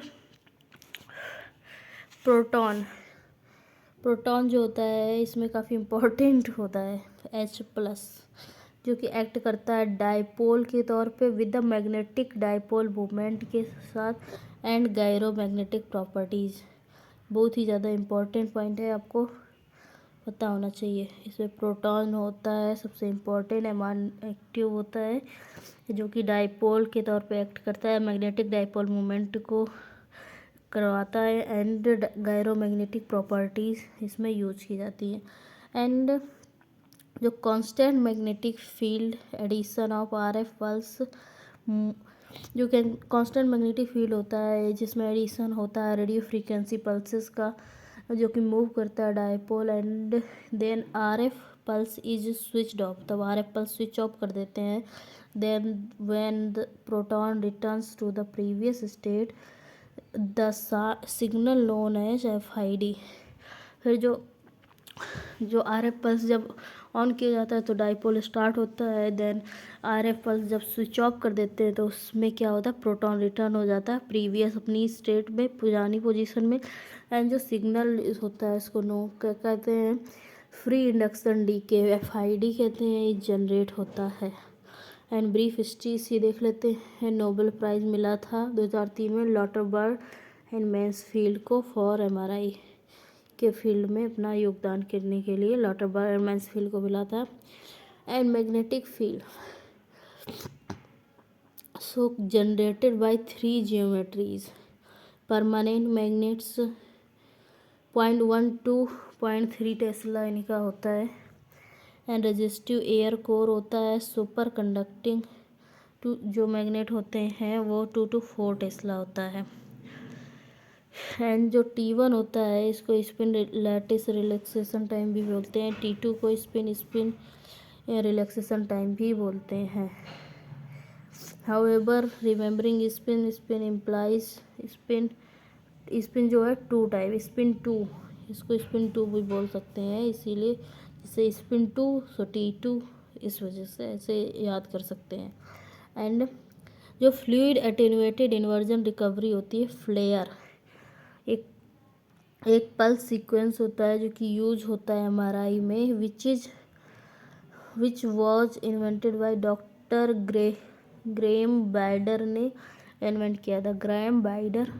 the pulse sequence is an inversion recovery technique, ये pulse sequence inversion recovery technique होती है दैट नल्स फ्लूइड, जो फ्लूइड को नल करता है। For example it can be useful in brain imaging to suppress cerebrospinal fluid, जो कि use किया जाता है।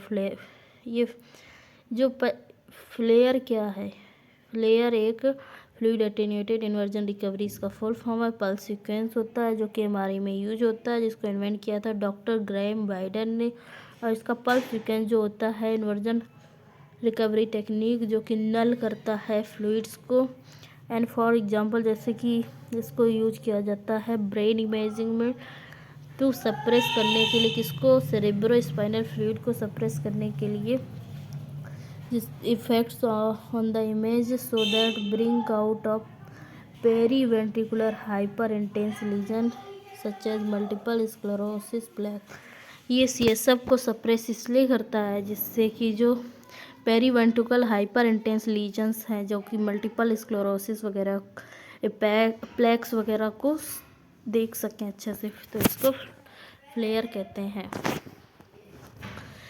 And magnet wires and liquid coolants, तो जो मैग्नेट वायर्स होती हैं या फिर लिक्विड कूलेंट्स होते हैं, ये इम्पोर्टेंट सोर्स होते हैं कि उसके in the last few exams में काफ़ी पूछा गया है इसको। तो हमारा scanner has a large electromagnet around a human sized tube, इसमें लार्ज जो अमाउंट होता है इलेक्ट्रोमैग्नेट होता है around the human sized tube, जिसमें कि पेशेंट और टेस्ट सब्जेक्ट लाई, जो पेशेंट या टेस्ट सब्जेक्ट लाई करता है।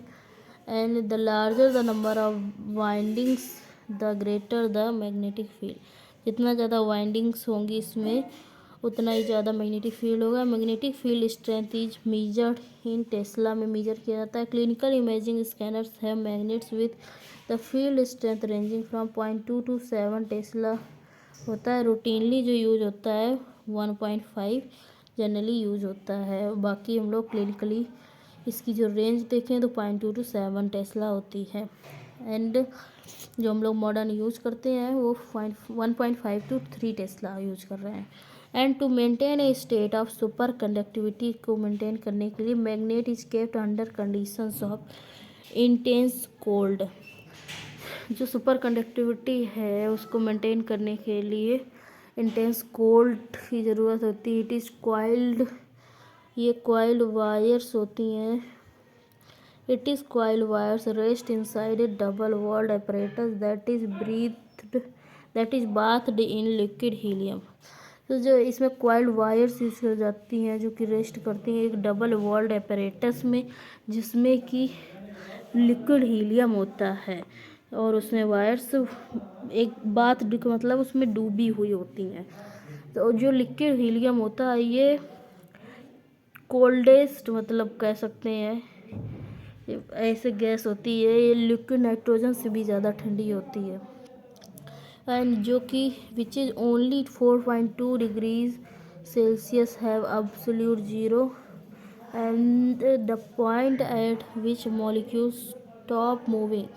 इस टाइम ये इतना ज़्यादा मतलब कम टेम्परेचर है जिसमें कि कोई भी मॉलिक्यूल काम करना बंद कर देगा, क्योंकि ये बिल्कुल फ्रीजिंग हो जाता है, ये मैक्सिमम मतलब चिलिंग हो जाता है। And the apparatus is kept in A vacuum, जो apparatus है ये वैक्यूम में रखा जाता है जिसमें कोई एयर नहीं होती है। And left inside a tank filled with liquid nitrogen, और फिर छोड़ दिया जाता है और इसके अंदर एक टैंक होता है जिसमें कि लिक्विड नाइट्रोजन भी होती है, जिसका -196 डिग्री सेल्सियस टेम्परेचर होता है। और इसका जो होता है -286 से कुछ होता है, 240 या 286 लिक्विड हीलियम का होता है। तो आप लोग इमेजिन कर सकते हैं -1 में तो हम लोग रह नहीं सकते, तो -200 प्लस कितना ज़्यादा हो सकता है, चिलिंग बिल्कुल। एंड सुपर कंडक्टर्स जो ऑफर करते हैं नो रेजिस्टेंस टू इलेक्ट्रिसिटी, तो सुपर कंडक्टर्स में कोई रेजिस्टेंस नहीं होता है इलेक्ट्रिसिटी के लिए। This is means that once an electric current is introduce, अगर एक बार इलेक्ट्रिक करंट इंट्रोड्यूस किया गया कॉइल्स में तो current will continue at full strength for the year without the need of more electrical output. तो इसमें अगर एक बार इंट्रोड्यूस कर दिया गया करंट तो वो पूरी स्ट्रेंथ के साथ चलता रहेगा थ्रू आउट द ईयर्स बिना किसी और ज़्यादा इलेक्ट्रिकल इनपुट के। And the entire MR scanner जो होता है installation is include in a stainless steel और copper sealed known as Faraday cage. जो है पूरा MR स्कैनर होता है इंस्टॉल किया जाता है इनक्लोज स्टेनलेस स्टील या फिर कॉपर सील्ड रूम में, जो कि फैराडे केज जिसको कहते हैं, जैसे कि that blocks out radio frequency signals from local radio, जो कि ब्लॉक करता है रेडियो फ्रीक्वेंसी सिग्नल्स को from the local radio and TV station से that might influence the MR signal, जो कि इन्फ्लुएंस कर सकते हैं MR सिग्नल्स को। And magnetic devices called gradient coils play an important role in scanning. जो gradient coils होती हैं वो एक इम्पॉर्टेंट रोल प्ले करती हैं स्कैनिंग में। Gradient coils are used to vary strength of main magnetic field. जो ग्रेडियंट कॉइल्स होती हैं यूज की जाती हैं ये स्ट्रेंथ को वेरी करने में, चेंज करने में मेन मैग्नेटिक फील्ड की स्ट्रेंथ को। And although the coils are securely anchored to the frame of the scanner, the immense magnetic force that come into play during scanning cause the coils to bang against their mooring। जो वैसे तो coils जो होती हैं secure होती हैं, anchored होती हैं फ्रेम में स्कैनर के, और इमेंस मैग्नेटिक फोर्सेस जो कि होते हैं प्ले करते हैं ड्यूरिंग स्कैनिंग कॉज, जो कि स्कैनिंग के टाइम पे कॉज होते हैं कॉइल्स टू बैंग करने के लिए अगेंस्ट दियर मूरिंग के अगेंस्ट। एंड द बैंग, ये जो बैंगिंग होती है is the loud rhythmic noise that is associated with MR scanning. Banging क्या होती है, एक लाउड रिदमिक नॉइज होती है। MR अगर किसी ने कराया होगा और नॉइज आती रहती है तो वो एसोसिएटेड होती है ड्यूरिंग द MR स्कैनिंग के टाइम पे। An important to the radio frequency coils that transmit and receive radio frequency signals. ये रेडियो फ्रिक्वेंसी कॉइल्स जो होती हैं ये ट्रांसमिट करती है और रिसीव करती हैं रेडियो फ्रिक्वेंसी सिग्नल्स को। And other applications of Faraday cage, Faraday cage के जो अदर एप्लीकेशंस हैं वो क्या क्या हो सकते हैं, इलेक्ट्रोमायोग्राफी में यूज होता है, ईएमजी में, इवोक्ड पोटेंशियल रिकॉर्डिंग्स में यूज होता है, ईवीपी में, एंड इलेक्ट्रोइंसेफेलोग्राम्स में, ईईजी में भी फैराडे केज यूज होता है। तो फैराडे केज किस किस चीज़ में यूज होता है? EMG, electromyography, evoked potential recording, EVP and electroencephalograms यानी कि ईईजी में यूज होता है फैराडे केज। फैराडे केज क्या है? कॉपर का बना जो केज होता है या फिर स्टेनलेस स्टील का बना केज होता है। And MR signal characteristics, MR signal की करैक्टरिस्टिक्स, सीएसएफ हाइपो इंटेंस होता है, सीएसएफ की इंटेंसिटी कम होती है, T1 weighted imaging, T1 weighted imaging में हाइपर इंटेंस होता है, T2 वेटेड इमेजिंग में। जो CSF है T2 वेटेड इमेजिंग में हाइपर इंटेंस होता है यानी कि वाइट होता है, एंड T1 वेटेड इमेजिंग में हाइपो इंटेंस होता है यानी कि डार्क होता है। एंड ग्रे या वाइट मैटर कैसा होता है? ग्रे मैटर जो होता है वो ग्रे होता है, एंड वाइट मैटर वाइट होता है। किसमें? T1 weighted imaging. T1 weighted जो इमेजिंग है इसमें मतलब कि ये एनाटॉमी को फॉलो करता है, तो ग्रे मैटर ग्रे रहेगा, वाइट मैटर वाइट रहेगा T1 वेटेड इमेजिंग में। और जो T2 वेटेड इमेजिंग है उसमें इसमें रिवर्स हो जाता है, ग्रे मैटर वाइट हो जाएगा एंड वाइट मैटर ग्रे हो जाएगा T2 वेटेड इमेजिंग में। एंड मोस्ट ट्यूमर्स जो होते हैं, ज़्यादातर ट्यूमर्स हाइपर इंटेंस होते हैं T2 वेटेड इमेजिंग में। हाइपर इंटेंस मतलब कि ब्राइट होते हैं। एंड एक्सेप्ट मिलेनोमा, मिलेनोमा के अलावा, मिलेनोमा जो होता है हाइपर इंटेंस होता है T1 वेटेड इमेजिंग में, एंड हाइपर इंटेंस होता है T2 वेटेड इमेजिंग में। जो ज़्यादातर ट्यूमर होते हैं वो सब हाइपर इंटेंस किस में होते हैं? T2 वेटिंग इमेजिंग में। लेकिन जो मेलेनोमा होता है वो T1 वेटिंग में हाइपर इंटेंस होता है एंड T2 में हाइपो इंटेंस होता है, मतलब ये एक्सेप्शन है। एंड फैट हाइपर इंटेंस होता है T1 में। फैट T1 में मतलब कि ब्राइट दिखेगा, एंड T2 में भी लेस हाइपर इंटेंस होता है, मतलब ब्राइट होता है बट ये T1 से कम होता है, लेस हाइपर इंटेंस होता है। ओके, इसमें क्वेश्चंस पूछ लेता है ना, फैट कैसा दिखता है T1 इमेजिंग में? तो हाइपर इंटेंस है। T2 में कैसे दिखेगा? लेस हाइपर इंटेंस है, इस वजह से क्वेश्चन हम लोग कर रहे हैं। एंड फ्लोइंग ब्लड, जो ब्लड कैसा होता है? सिग्नल वॉइड दिखता है। And let's see T1 weighted images, इसमें उतना क्लियरली नहीं शो हो रहा है but still can see. T1 weighted में ग्रे मैटर ग्रे होता है, वाइट मैटर वाइट होता है, एंड जो CSF होता है इसमें कैसा होता है? CSF इस पर वाइट नहीं होता, ब्लैक होता है। ओके,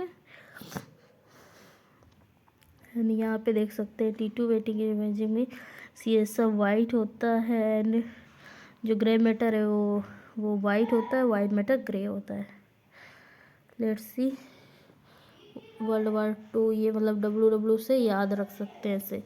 वर्ल्ड वार 2 तो मतलब कि water is white on T2, ऐसे W फॉर वाटर, वाइट और 2 मतलब T2 में जो T2 वेटेड इमेजिंग है उसमें वाटर कैसा होगा? वाटर किसको कह रहे हैं? CSF को कह रहे हैं। And conversely T1 scan shows fat as being whiter, जो T1 स्कैन होता है उसमें फैट मोर हाइपर इंटेंस होता है देन द T2 वेटिंग, यानी कि मोर वाइट होता है देन द T2 वेटिंग है।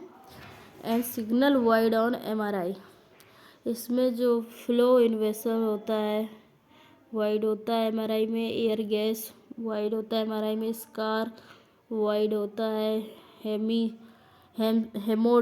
हेमोसिडेरिन वाइट होता है, एंड कैल्सिफिकेशन भी वाइड होता है, एंड मेटेलिक फॉरेन रीजन भी वाइड होता है। क्या क्या वाइड होते हैं MRI में? Flow in vessels, air gas, scar, hemosiderin, calcification and metallic foreign body, मतलब ये चीज़ें ज़्यादा नहीं इसमें पता चलती हैं। Okay, let's see MRA। Magnetic resonance angiography. So time of flight and phase contrast sequence. तो टाइम ऑफ फ्लाइट होता है and phase contrast sequence use होता है। Usually no contrast is use, generally कोई भी कंट्रास्ट यूज नहीं होता है इसमें।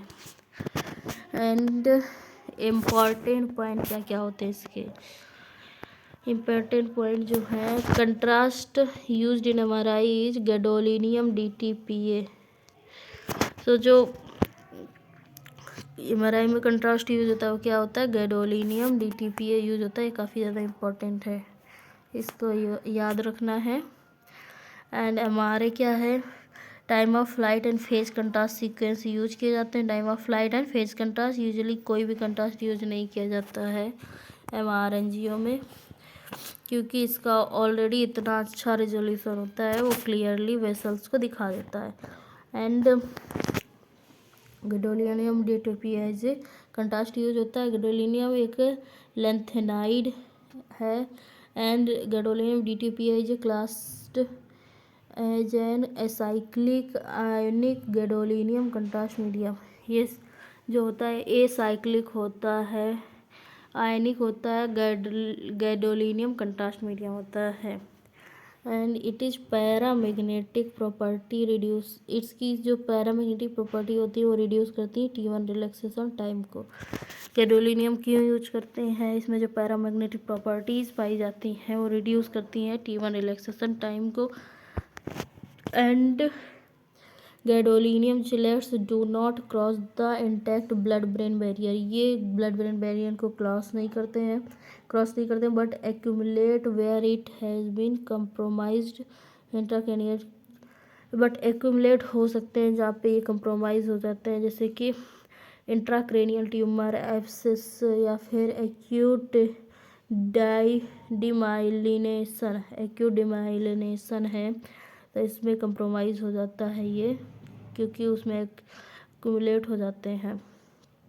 दे are particularly effective in the delineation of small intravertebral tumours. ये जो होते हैं पर्टिकुलरली इफेक्टिव होते हैं delineation of the small intracranial tumours में, जैसे कि अकॉस्टिक न्यूरोमास, जो कि acoustic neuromas 10 valuable for precision stereotactic radio surgery, high grade malignancy generally show more enhancement than tumors of lower grade।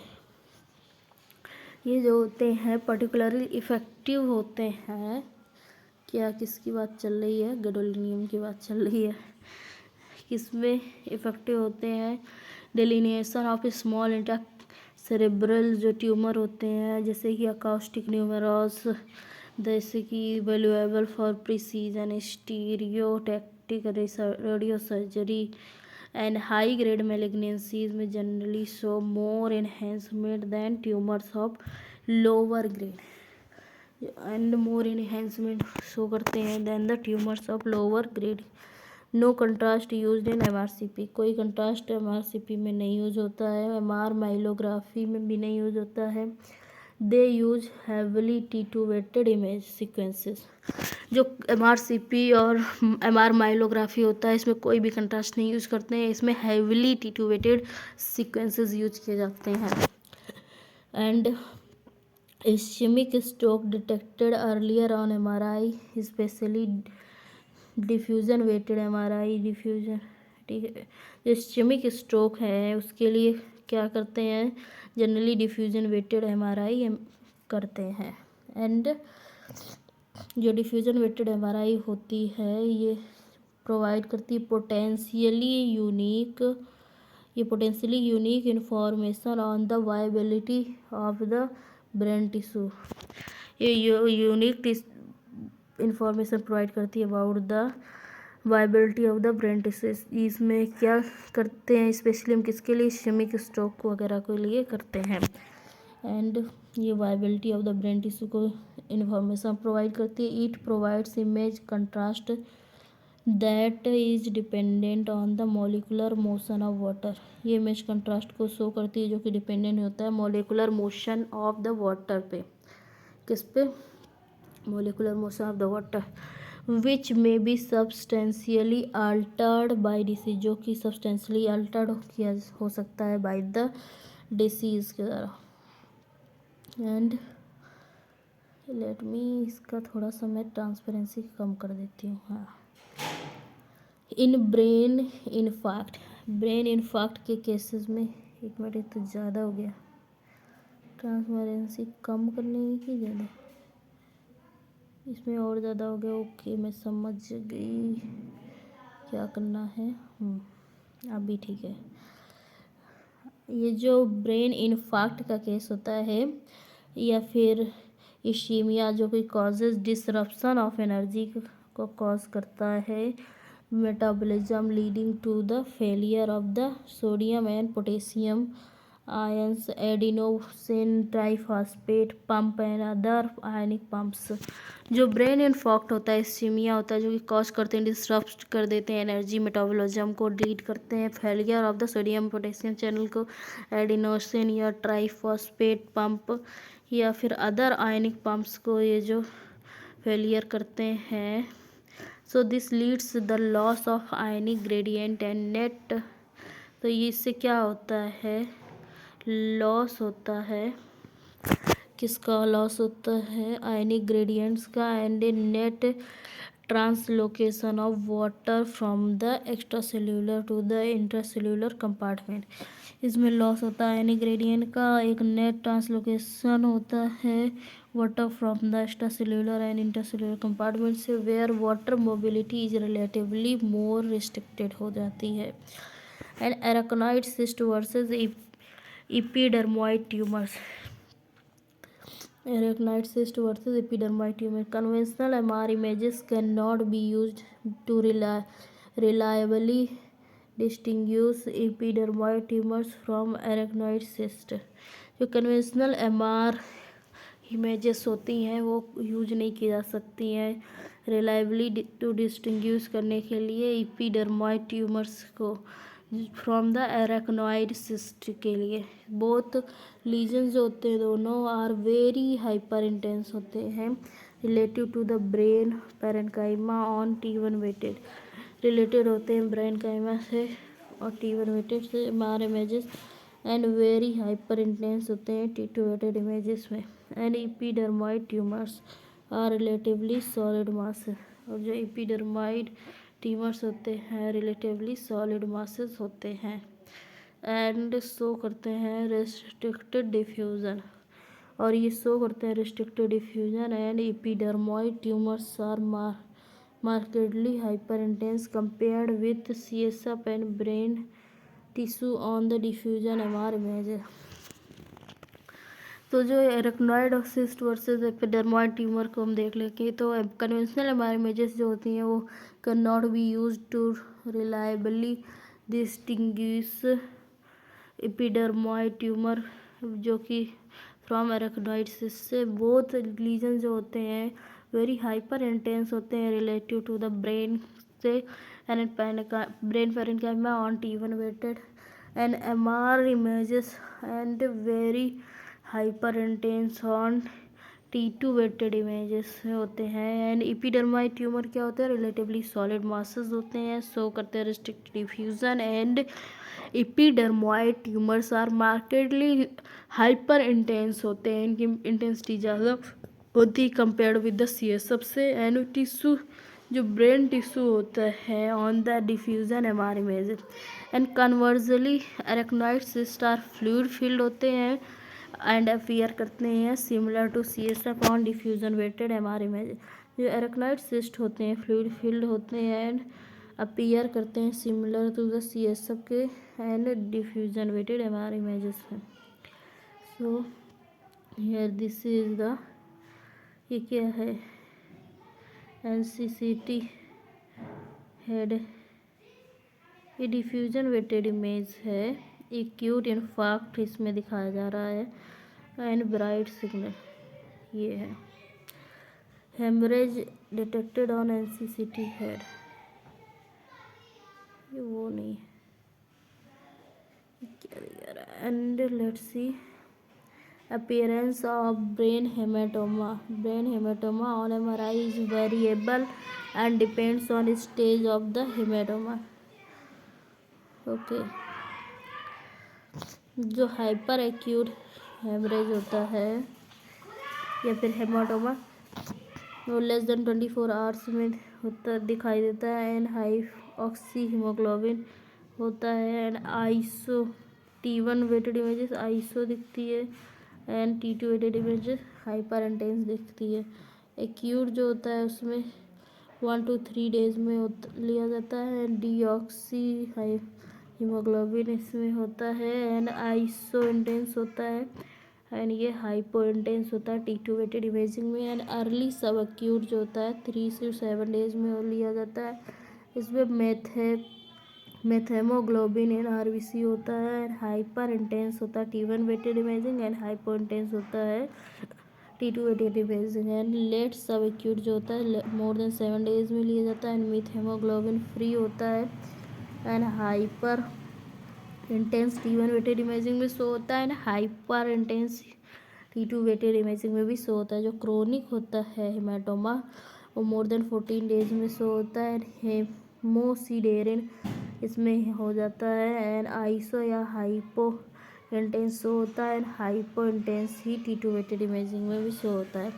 And MRI best modality होती है for the posterior fossa lesions. अगर posterior fossa में lesions हैं तो उसके लिए MRI best modality of choice होती है। एंड ड्रॉबैक्स क्या क्या MRI के होते हैं? कॉर्टिकल बोन नहीं शो करता है, एक्यूट हेमरेज नहीं शो होता है। एक्यूट हेमरेज के लिए या कॉर्टिकल बोन के लिए CT बेस्ट होता है एंड कैल्सिफिकेशन के लिए भी MRI सही नहीं है। कैल्सिफिकेशन या कैल्शियम जो जहाँ पे होता है वो सब CT में बेटर शो होते हैं। And CT better modality for this condition. CT किसके लिए बेटर होती है? मेटेलिक फॉरेन बॉडी है तो CT यूज कर सकते हैं। क्लॉस्ट्रोफोबिक पेशेंट है तो भी CT यूज कर सकते हैं। वह सस्पेक्टिंग जब सस्पेक्ट करते हैं मेटेलिक फॉरेन बॉडी को बॉडी इन आई में आँख में तो MRI इज कंट्राइंडिकेटेड। तो उसमें MRI कंट्राइंडिकेटेड होती है and also pacemaker with the cochlear implants because they experience A torque in the magnetic field. क्योंकि मैग्नेटिक फील्ड में टॉर्क फील होता है, इसीलिए अगर आई में फॉरेन बॉडी है या पेसमेकर है बॉडी में या फिर कॉक्लियर इम्प्लांट्स हैं तो उसमें MRI नहीं करेंगे, उसमें CT करेंगे। एंड एडवांटेज ऑफ MRI क्या क्या होते हैं? हाई सॉफ्ट टिश्यू कंट्रास्ट इसमें शो होता है। No ionising radiation, safe in pregnancy, multiplanar imaging होती है and better for bone marrow को अगर देखना है तो बेस्ट है। एंड ऑल स्पाइनल इमेजिंग के लिए भी MRI बेस्ट है। पोस्टीरियर फोसा के लिए MRI बढ़िया है and doesn't use iodinated contrast. इसमें आयोडीनेटेड कंट्रास्ट नहीं होता है इसलिए ये सेफ होता है। इन आयोडीन एलर्जी से बच जाते हैं। एंड रूल्स इन रेडियोलॉजी, कुछ रूल्स होते हैं रेडियोलॉजी के जो कि जैसे बोन मेटास्टेसिस है, bone scan is preferred investigation. जो बोन स्कैन होता है वो प्रीफर्ड इन्वेस्टिगेशन होता है। And except spine MRI when better than bone scan. जो स्पाइन MRI है वो बेटर दैन होती है बोन स्कैन। बोन मेटास्टेसिस के लिए बोन स्कैन प्रीफर किया जाता है एंड स्पाइन के लिए MRI बेटर है than the bone scan. And for the lung imaging के लिए CT HRCT is usually preferred modality होती है। एंड एक्सेप्ट पेनकोस्ट ट्यूमर या सुपीरियर सल्कस ट्यूमर है as it involves brachial plexus and sympathetic chain. इसमें brachial plexus sympathetic chain होता है इसलिए। एंड पोस्टीरियर मीडियास्टिनल मासेस भी हैं तो भी उसमें हम लोग क्या नहीं करेंगे। And in these condition MRI is better than CT। अगर ये दोनों हैं तो MRI बेटर है देन द CT से। पेनकोस्ट ट्यूमर या सुपीरियर सल्कस ट्यूमर तो इसमें ब्रैकियल प्लेक्सिस और पैरासिम्पथेटिक चेन इन्वॉल्व होता है तो MRI करेंगे। पोस्टीरियर मीडियास्टिनल मासेस के लिए भी MRI करेंगे। And for all brain tumours best investigation is contrast enhanced MRI। Brain tumours के लिए जो होता है कंट्रास्ट इनहेंस्ड MRI करते हैं। And MR spectroscopy.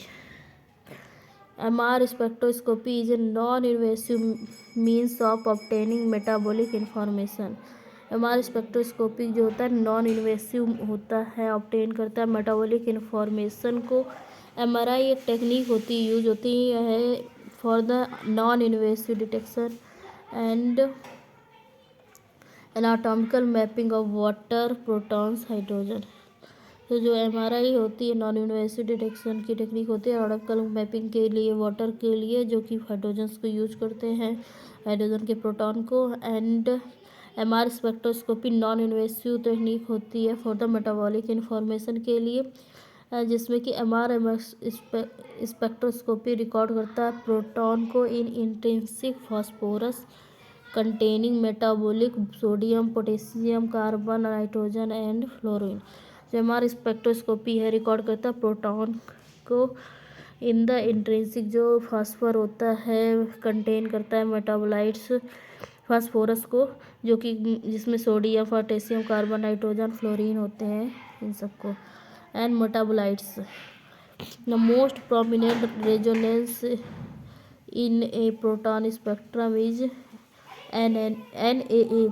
presence of NAA is attributed to its N-acetyl methyl group है which resonates at 2 ppm पे resonate करता है।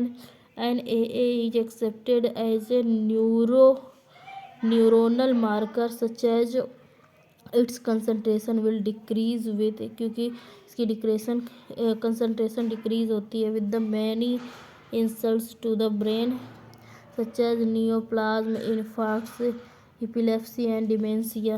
There is a marked increase in NAA peaks in Canavan disease में भी इसका NAA का पीक बढ़ जाता है, जिससे कि पता चल जाता है कि कौन सा डिसीज़ हो सकता है।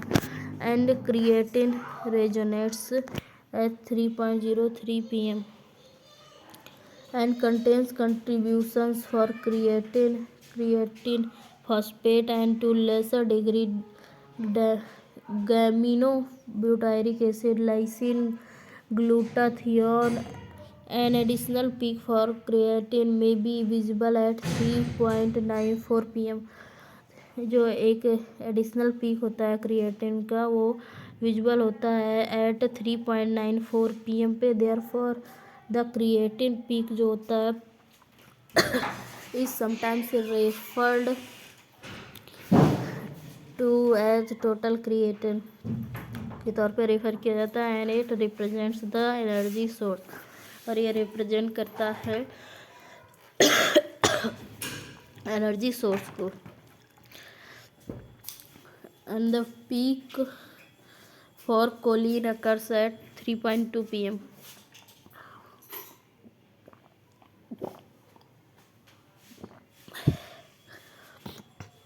और जो पीक होता है कोलिन का वो अकर होता है 3.2 pm।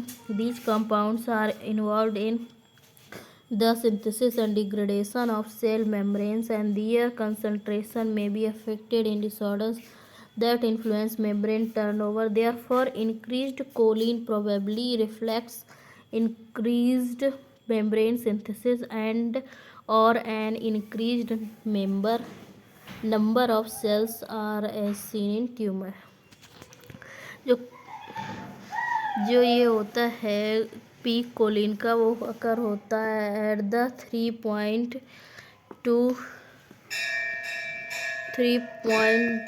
में pm में। And these compounds are involved in the synthesis में and degradation of cell membrane में। देयर कंसंट्रेशन जो इनका होता है इफेक्ट करता है डिसऑर्डर जो कि इन्फ्लुएंस करते हैं मेम्ब्रेन टर्नओवर को, इसीलिए इंक्रीज कोलिन प्रोबेबली रिफ्लेक्ट करता है इंक्रीज्ड मेम्ब्रेन सिंथेसिस को, या फिर an increased number of cells as seen in tumour में जो कि शो होता है।